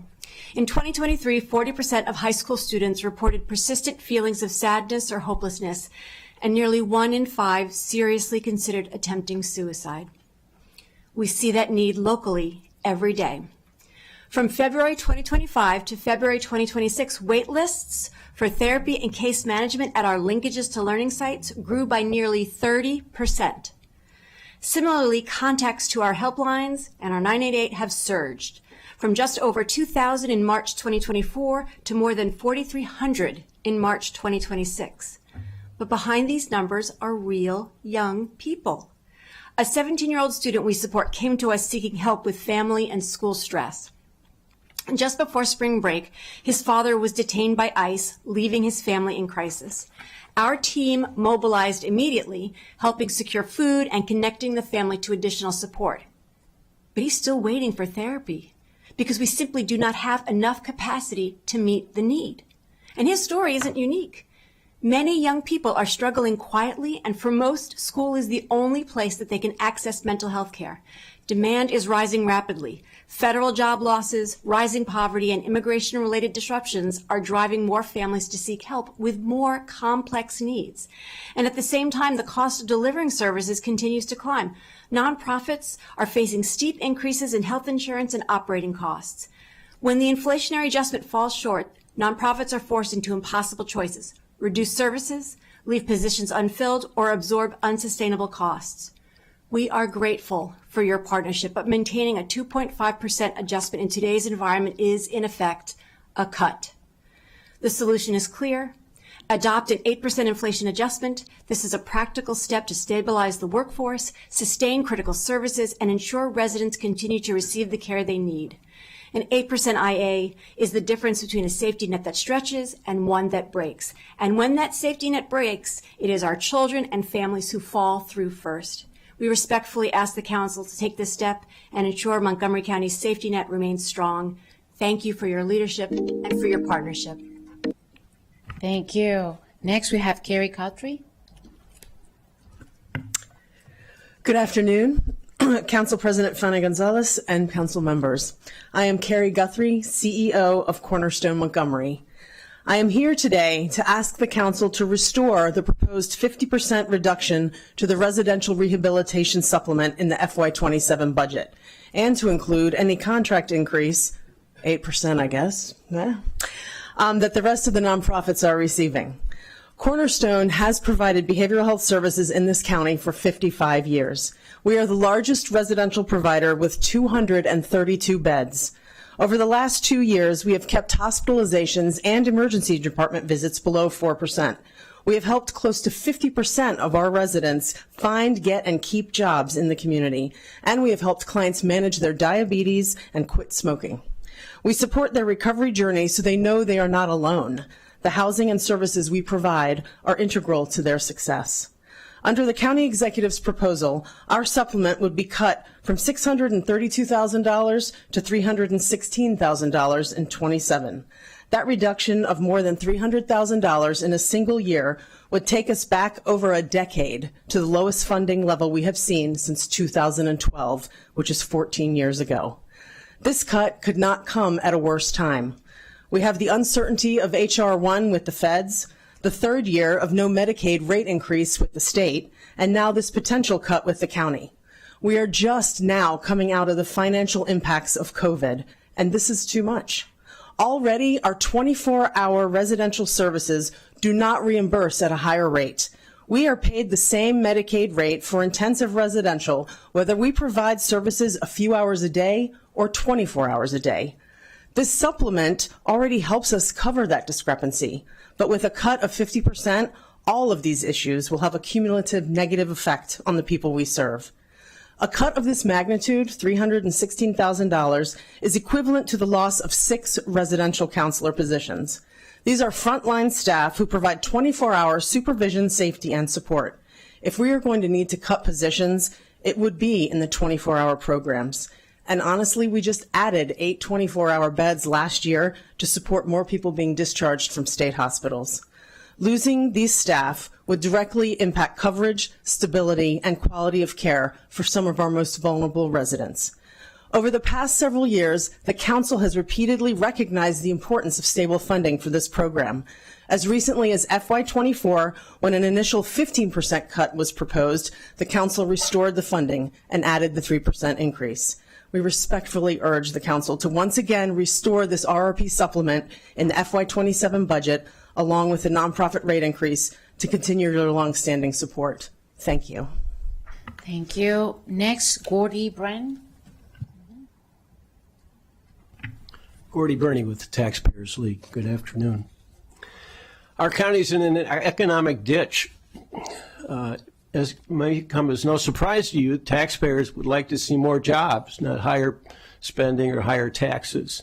We know you want to make an informed decision about raising tax rates. Here's what we know. County spending should be frozen until the next county executive can update the 2010 comparative compensation study. Eliminate waste that's accumulated over the last 8 years by tying jobs to workloads, and place a priority on funding strategies for low-income residents, who are now over half of our residents and make less than county employees. 2, MCPS can be funded at a maintenance of effort level and still achieve academic objectives if you insist that spending be crosswalked to strategies that deliver annual proficiency gain targets, not hollow promises. The Council needs to do this to establish accountability while scaling back spending increases for lower enrollment and compensation parity with Fairfax County schools.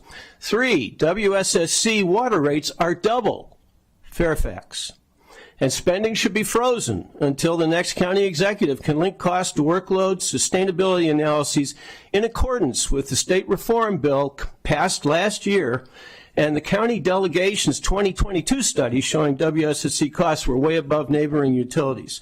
Lower rates for large families whose efficient use is being discriminated against are also needed. The structural deficit has increased due to bad planning and poor management. The property tax rate increase of over almost 5% 3 years ago was supposed to fix MCPS reading and math proficiency problems, but it didn't work. Literacy at 35%, math at 15% of the dismal proficiency rates of our low-income kids, and they're almost half of our kids in school. Our shrinking commercial tax base should be central to the debate over affordability, how to pay for government while resolving our structural deficit. Commercial job growth hasn't kept pace with increased government spending. It is the primary reason our residents have high property and income tax rates and utility fees. Failure to expand the tax base is why the executive had to propose tax rate increases. Howard and Fairfax counties are clearly doing a much better job of economic development. We have been overly dependent on government jobs due to our proximity to the federal government and have too many employers that don't pay taxes, either property or income. Our policies, regulations, costs, and taxes, and limited talent networks discourage economic development. In sum, over half our residents now have low incomes and would answer no to the following questions. Are your kids getting a better education? Do your housing choices meet your needs? Do you feel safer?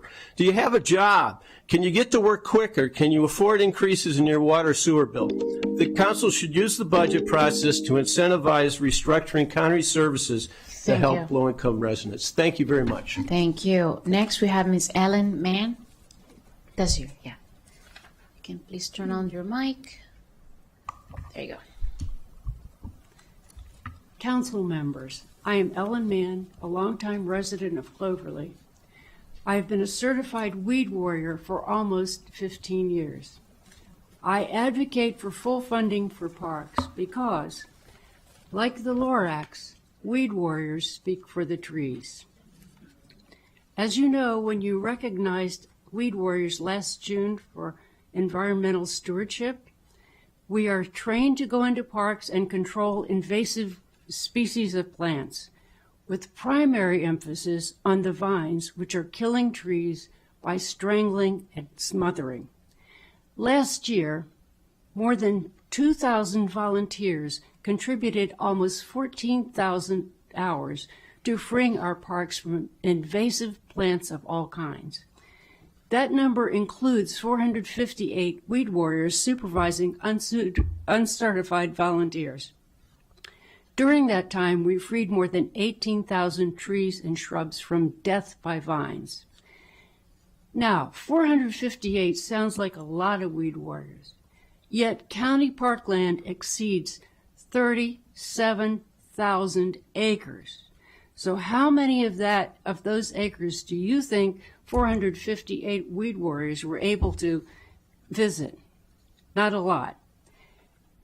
You know we did not manage to cover all that acreage. We need more weed warriors, and we need more residents educated to remove invasives from their yards and to replant with natives.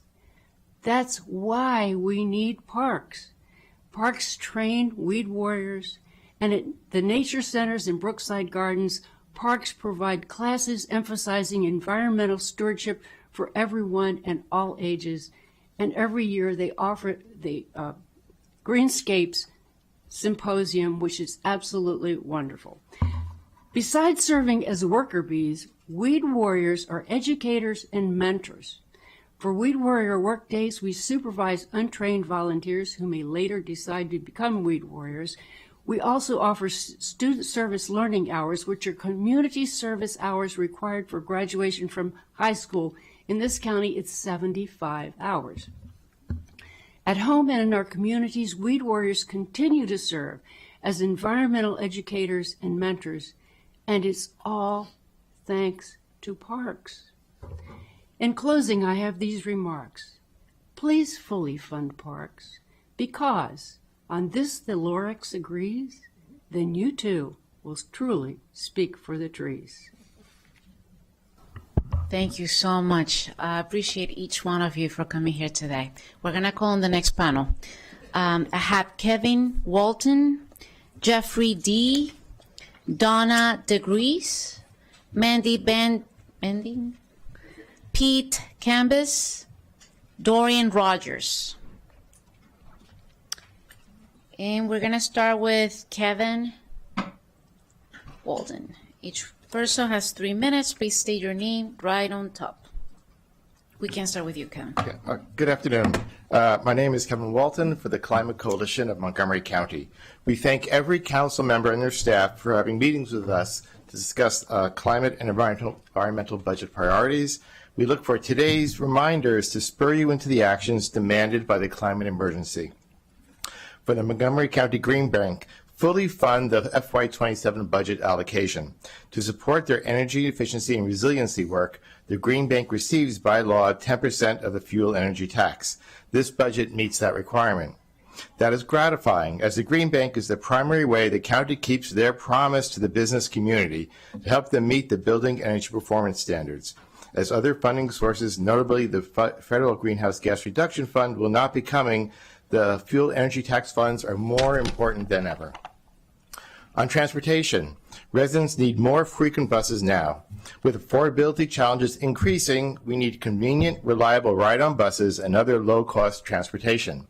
Specifically for the Up-County, extend Route 101 extra to Clarksburg with more buses serving this popular route, and give Damascus residents everyday access to Shady Grove Metro by adding ride-on Route 90 weekend service.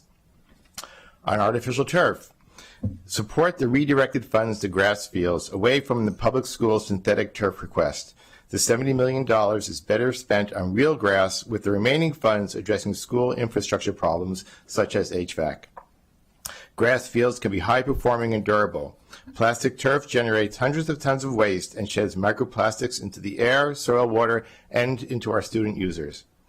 Plastic fields in the sun can be hotter than 120 degrees, while grass stays close to the air temperature. Please keep real grass in the budget for our climate, environment, and for the health of our students. There are two urgent priorities for the Planning Department, the only agency that can integrate climate concerns into land use and zoning. A one-time $150,000 to develop a climate master plan and $160,000 for a climate specialist. The climate master plan will identify our county's challenges and how to address them, and the climate specialist will provide the needed improved analysis for the mandated climate assessments for zoning text amendments and the master plan, and lead the county's climate resilience work. And finally, regarding the incinerator, you must support the solid waste management plan, a safe, cost-effective strategy. The contract cannot legally be shared till finalized, but DEP and county executive have assured that the strategy can be effectively implemented, costs less than incinerating, produces fewer greenhouse gases and toxic emissions, the landfills meet strict environmental justice criteria, ash will no longer be dumped on a minority community, and it eliminates the risk for more dioxin contamination from the aging incinerator. Thank you so much for your time. Thank you. Jeffrey D. Not here, right? Just making sure. Donna DeGrease. There you go. Good afternoon, council members. I am Donna DeGrasse, and I'm testifying for the Silver Spring Justice Coalition. First, I want to talk about the county's mental health crisis response. We just learned that Jamal Thompson, an unarmed black man having a mental health issue, died 7 days after the Montgomery County Police Department personnel wrestled him to the ground, handcuffed him, and took him to the hospital. No mobile crisis outreach team was called. This tragedy is an example of why mobile crisis outreach teams are critical in saving lives and meeting the need for wider publication of their services. This is just the latest example of our county's governance failing to meet a need of our community. Many of you remember that last year's HHS and public safety work session, officials discussed the urgent need and collective desire for a cohesive mental and behavioral health crisis response system that provides a health-centered and citizen-centered response to police situations involving mental health on the part of the person being reported. We feel that police involvement is needed only when there is imminent risk to those involved in the response.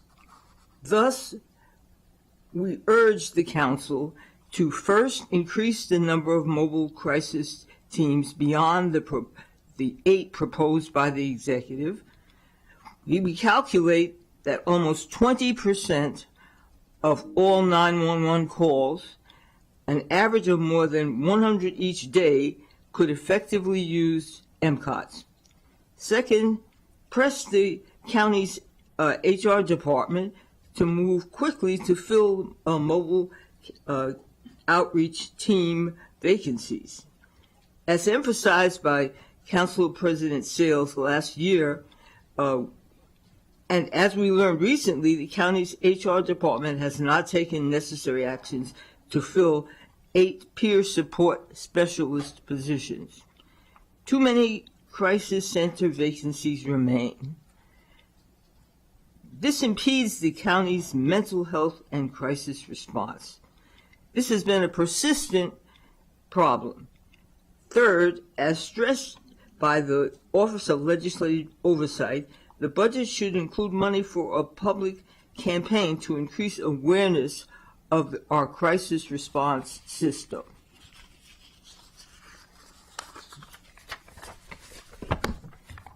Regarding PAB and ACC budget, the Council should fund the PAB's budget request for additional staff to analyze complaints, but only if and when the ACC provides the PAB with all necessary complaint documents. Regarding the Montgomery County Police Department, we oppose funding for the Drone First Responder Program because, beyond a handful of stories about its success, the drone program remains unproven, and Montgomery County Police Department has yet to present the results of an independent analysis of the safety and effectiveness of the program. It is premature, therefore, to fund its expansion before the initial pilot has been thoroughly, independently evaluated and vetted with the most affected communities. I thank everyone for their attention and hope that this will be brought to the attention of those who are working on the budget. Thank you so much for testifying today. Mindy Batten. Good afternoon, Council President Fanny Gonzalez, Vice President Balcom, and the members of the County Council. Thank you for the opportunity to speak to you again. This is a photo of my son, Brett. He died on January 16th of 2020 as he was crossing the street to meet some friends for dinner. He was 32 years old. Brett was on the autism spectrum and he had a full life. He worked as an administrative assistant at the U.S. Department of Health and Human Services in Rockville, and he lived independently. He was sweet and quiet and gentle. He never complained, and he never gave anybody a hard time. Because of his easygoing ways, he was very well liked by his friends, his co-workers, and his counselors. Brett died at the scene that night in January of 2020, and a piece of me died with him. Since that time, I've been advocating for safer roads. I'm not a policy expert. I'm not a technician. I'm just a mom speaking from the heart. I was encouraged when the news came out that there was a 35% reduction in pedestrian and bicyclist deaths in the state of Maryland between 2024 and 2025. I look specifically at Montgomery County's numbers. In those years when the state saw a 35% decrease in vulnerable road user deaths, Montgomery County saw a 12% increase. Our county needs to do more to promote our Vision Zero goals. I know these are hard budget times and hard decisions need to be made. I trust that the members of the County Council will see that people are dying on our roadways, and you will ensure that our motorists, our pedestrians, and our bike riders are given the tools they need to arrive at their destination safely. One thing specifically I'd like to see is more hawk beacons at mid-block bus stops on 4- and 6-lane high-injury networks.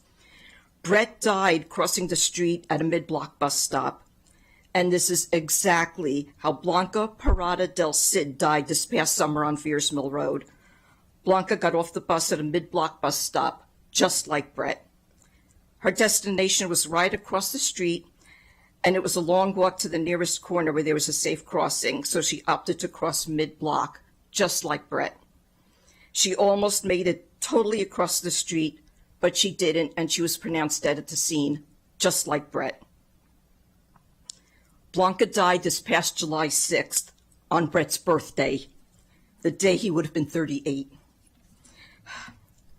All roadway deaths cut me like a knife, but this one was especially tough. Brett and Blanca and many others would still be alive and with their families if hawk beacons and other safety measures were at these mid-block bus stops. Please ensure that all the Vision Zero goals for the coming year are attained. Thank you for your time. Thank you very much. And I am so sorry for your loss. Pete Kimbis? Yes. Good afternoon, Council President Fanny Gonzalez and members of the Council. Pete Kimbis on behalf of the Greater Bethesda Chamber of Commerce. The Chamber respectfully urges the Council to, number 1, reject the proposed property tax increases, 2, restore full funding to the Montgomery County Economic Development Corporation, 3, modernize permitting services, and 4, grant the Bethesda Urban Partnership its full request. We applaud parts of the county executive's vision, a large investment in North Bethesda. But, as any builder can tell you, you can't reach for the sky if you neglect the foundation. The budget taps $34.5 million from savings, draining general fund balances by 1/3. If we borrow for operating costs, we do not manage a budget, we manage a decline to a projected multi-million-dollar deficit that places our AAA bond rating in jeopardy. While the vision for transit-oriented growth is strong, the funding vehicle supporting that growth is unclear. Are we truly going to rely on taxing the very same developers and businesses that we expect to build out these transit corridors? Neighboring jurisdictions are offering incentives and we're offering complexity. Businesses struggle with scheduled property assessments. The 6% hike is in effect a 13% hike. Consider a small restaurant in downtown Bethesda, a staple, a landmark. Total taxes have grown 25% over the last 5 years. That's $9,000 annually. On a 5% margin, that's not a line item. It's a new hire that just doesn't happen. And that's a paycheck that doesn't get brought home. If our collective goal is truly a more equitable and inclusive society, and I do believe that it is, we must ensure our businesses can begin, expand, and most importantly, stay here. The question is not how, it's when we begin to prioritize job creation, modernize permitting. If we do not, the ideals that we strive for become harder, and eventually they become impossible. We respect the ambition to recruit biotech and life sciences, yet MCEDC is below its 2024 levels. Before we begin new relationships with multinationals, first, let's demonstrate how well we treat businesses that already call Montgomery County home.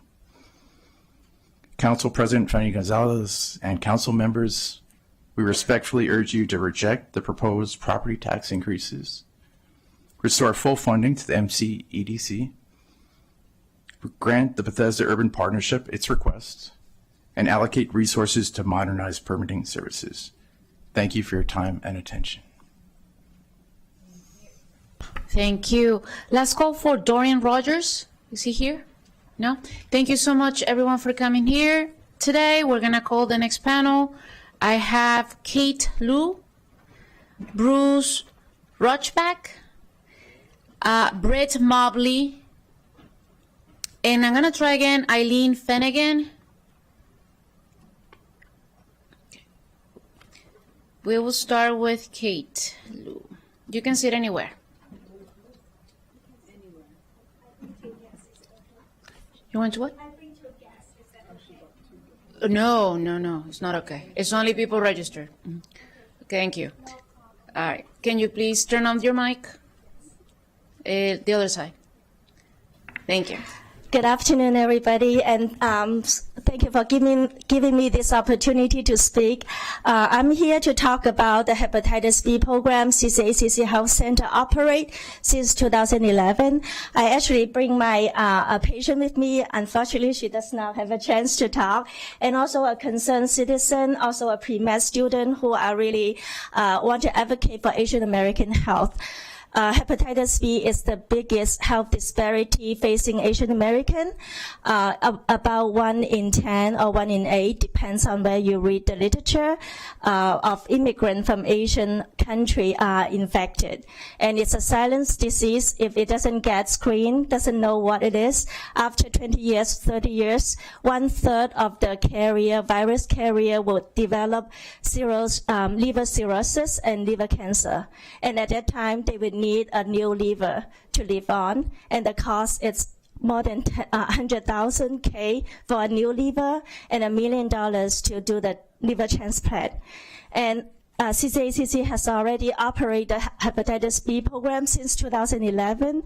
We start to get county grants since 2013, and over 10 years, we got year after year yearly funded for the program. And in 2023, we lost the multi-year grant. So the county executive was able to put the funding to the annual legacy grant, but we know it's a hard budget year, and we are fear and desperate. If we lose this funding, the only one Asian American health disparity program would lose its funding, and we cannot continue the mission. So I'm here to talk to the council, and we hope to continue the funding program to serve the 15% Asian American. We don't ask a lot, and this is the one and only biggest health disparity Asian American face. So I'm here to speak on behalf of the community. Thank you for hearing me out. Thank you for your time. Next, I have Bruce Rochback. Can you please turn your mic, turn the button to the left? There you go. My name is Bruce Roush. Good afternoon, Council. My passion is retail, and I was thinking, the kids really need more opportunities and programs, and I was interested in launching a farmer's market, and I believe this would be a benefit for the whole community. They would be more busy, they would be more active, more recreation, more programs. And if this is possible, for an example, every $40 that's spent in the farmer's market, it'll be $20 coming to the neighborhood. So, yeah, please consider it, and I feel if you can consider me the solution, I look forward to the possibility of working with you. I appreciate the opportunity. Thank you, sir. We add in Mr. Britt Motley. Yes, thank Go you ahead, very sir. much. My name is Britt Mobley, and I have the pleasure of serving as the Behavioral Health Director at the Rock Creek Foundation, which has been providing services here in Montgomery County for over 51 years. Thank you for the opportunity to speak today, and I'm in strong opposition to the proposed 50% reduction to the residential rehabilitation program supplement. RRP services are a cornerstone of Montgomery County's behavioral health services. They provide stable community-based housing and intensive supports for individuals with serious mental illness, many of whom have complex clinical needs, limited income, and few alternative housing options. The proposed reduction to the RRP supplement threatens not only the financial sustainability of these services, but the stability of the individuals we serve and the broader behavioral health systems as a whole. The RRP supplement is not an enhancement; it is a critical operational offset. It supports essential staffing, supervision, facility costs, compliance requirements, and the day-to-day program infrastructure required to safely operate residential services. A 50% cut would have an immediate and far-reaching consequence, specifically undermining our ability to recruit, retain qualified staff, force reduction in staffing coverage, supervision, and program supports, increase the risks related to resident safety, staff burnout, and regulatory compliance, and push providers towards service reductions, program closures, or refusal of new referrals. Equally concerning is the context in which the proposed reduction is occurring. Over the last 5 years, the RP supplement awards have experienced repeated negative adjustments. Each year, providers have been asked to absorb costs, flat funding, or partial restorations despite rising costs, increased regulatory expectations, and growing demands for services. This sustained pattern reflects a lack of meaningful investment in residential behavioral health infrastructure. Providers have already exhausted everything they can possibly do to provide services to individuals, which is 24 hours a day, 7 days a week, 365, rain, sleet, snow, tornado, whatever's going on. The impact to people is important to emphasize that this decision is not merely financial. It's a 50% reduction to the RRP supplement directly affects residents, people with serious mental illness who rely on these services to maintain housing stability, avoid hospitalizations, and live safely in the community. Destabilizing RRP programs place residents in increased risk of housing loss, psychiatric decompensation, rehospitalizations, involvement with emergency and correctional systems. This proposed reduction runs counter to Montgomery County's stated commitment to behavioral health access, community integration, and equity.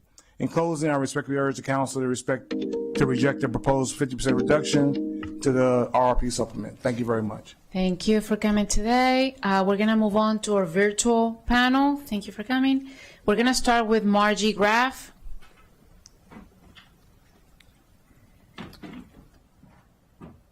Housing stability, avoid hospitalizations, and live safely. Oh, I'm sorry. Can you? Stabilize the RRP programs, place Oh. residents in increased risk of housing loss, psychiatric decompensation, We need our tech team. involvement with emergency and Just- correctional systems. Wait, well- This proposed reduction runs counter to Montgomery County's stated commitment to behavioral health access, Yes. community integration, and Just wait for us for 1 second, okay? Okay, I think, Margie, can you speak and see if we can hear you? Can she hear me? We're going to move on to our virtual panel. Thank you for coming. We're going to start with Margie Graff.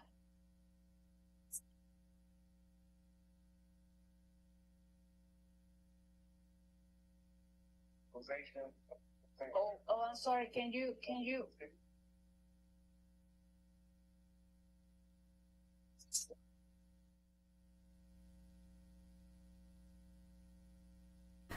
Hello. Can you hear me? Oh no. I don't think she can hear me. Can we move to Kearney Hall and see if we have better luck with him? Or is it our fault? Are you listening to me, Margie? Blink if you do. No, no blinking. No. Can we try? Can we try Kearney Hall?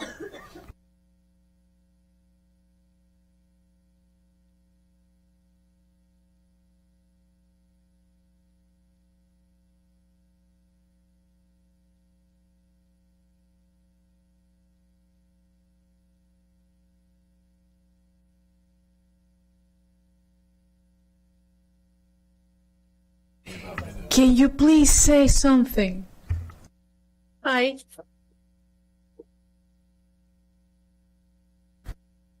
Are you ready for me? Oh, I am so ready for you. Go ahead.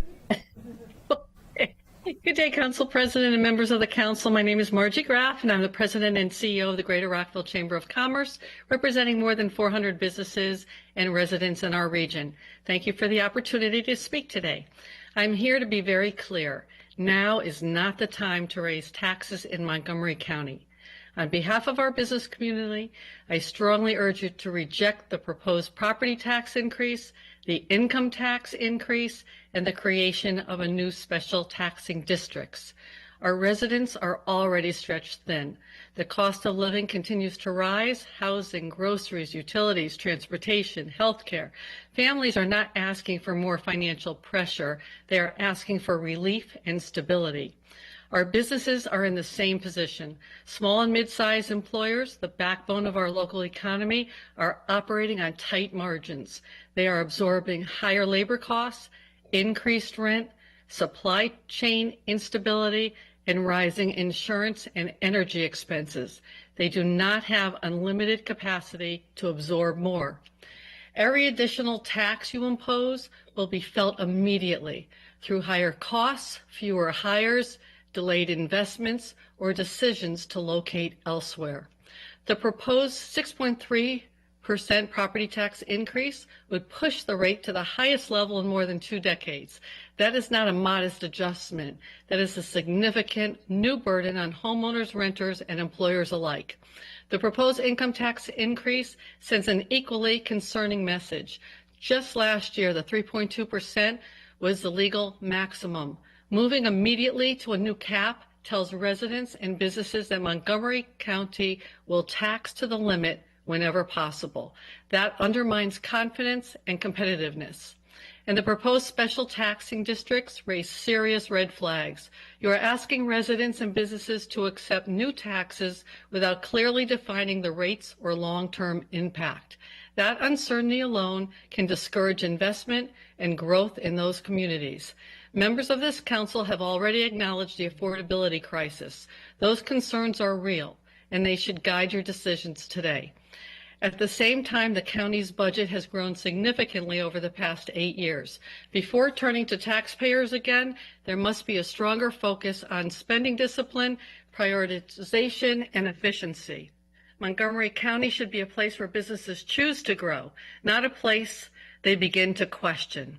A place where families can afford to stay, not one that they are priced out of.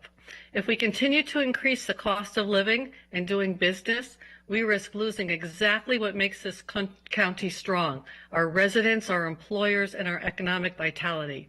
I urge you, hold the line on taxes, protect affordability, protect competitiveness. For these reasons, I respectfully ask you reject these proposed tax increases, and thank you for your time and consideration. Thank you so much. The last person who's on for virtual is Mr. Courtney Hall. Good afternoon, Council President Fanny Gonzalez and members of the Council. Thank you so much for the opportunity to testify. I'm Courtney Hall, CEO of Interfaith Works, and I'm here to speak on 2 urgent priorities: the 8% cost of living adjustment for county-funded nonprofits and continued support for IW Connections. Montgomery County's nonprofits are really at a breaking point.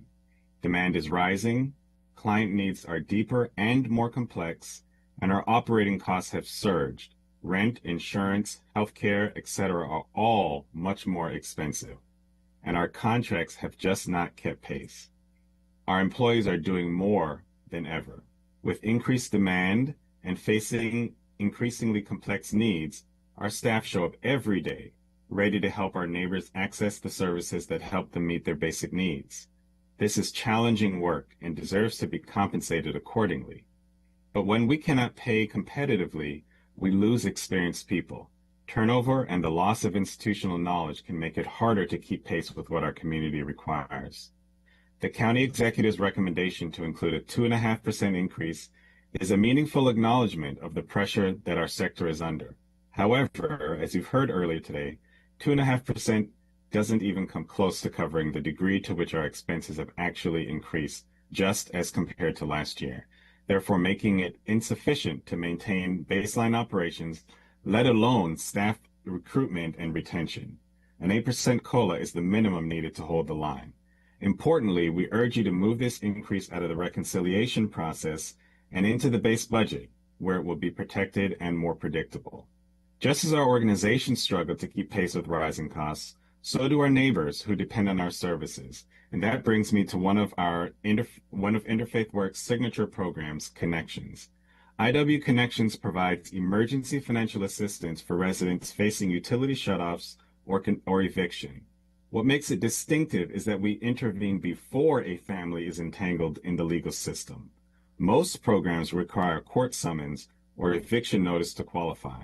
We do not, making Connections just one of a handful of programs that will provide financial assistance without first requiring people to appear in court. The demand for this program is high, and we receive referrals from many partners, including from many of you and your colleagues in county government, who understand the value of our approach. This is a high-demand program, and every year we run out of money. Last year, we had to stop providing assistance while we worked to raise enough funding to resume services. I know we all agree that it is far, far less expensive to keep someone in their home than to shelter them once they have lost it. An FY27 investment of $449,000 would allow us to serve 570 additional households, hire 2 resource coordinators, and distribute $256,000 more in emergency rent and utility assistance. This is a sound investment in prevention. And I ask for your support for the 8% COLA and additional funding for Connections. Thank you, Mr. Hall. Testimony as well. Thank you. Thank you. That was our last person testifying for today's afternoon. This public hearing is now closed, and we're now in recess until 6:30 p.m. for another public hearing on the FY27 operating budget. See you tonight.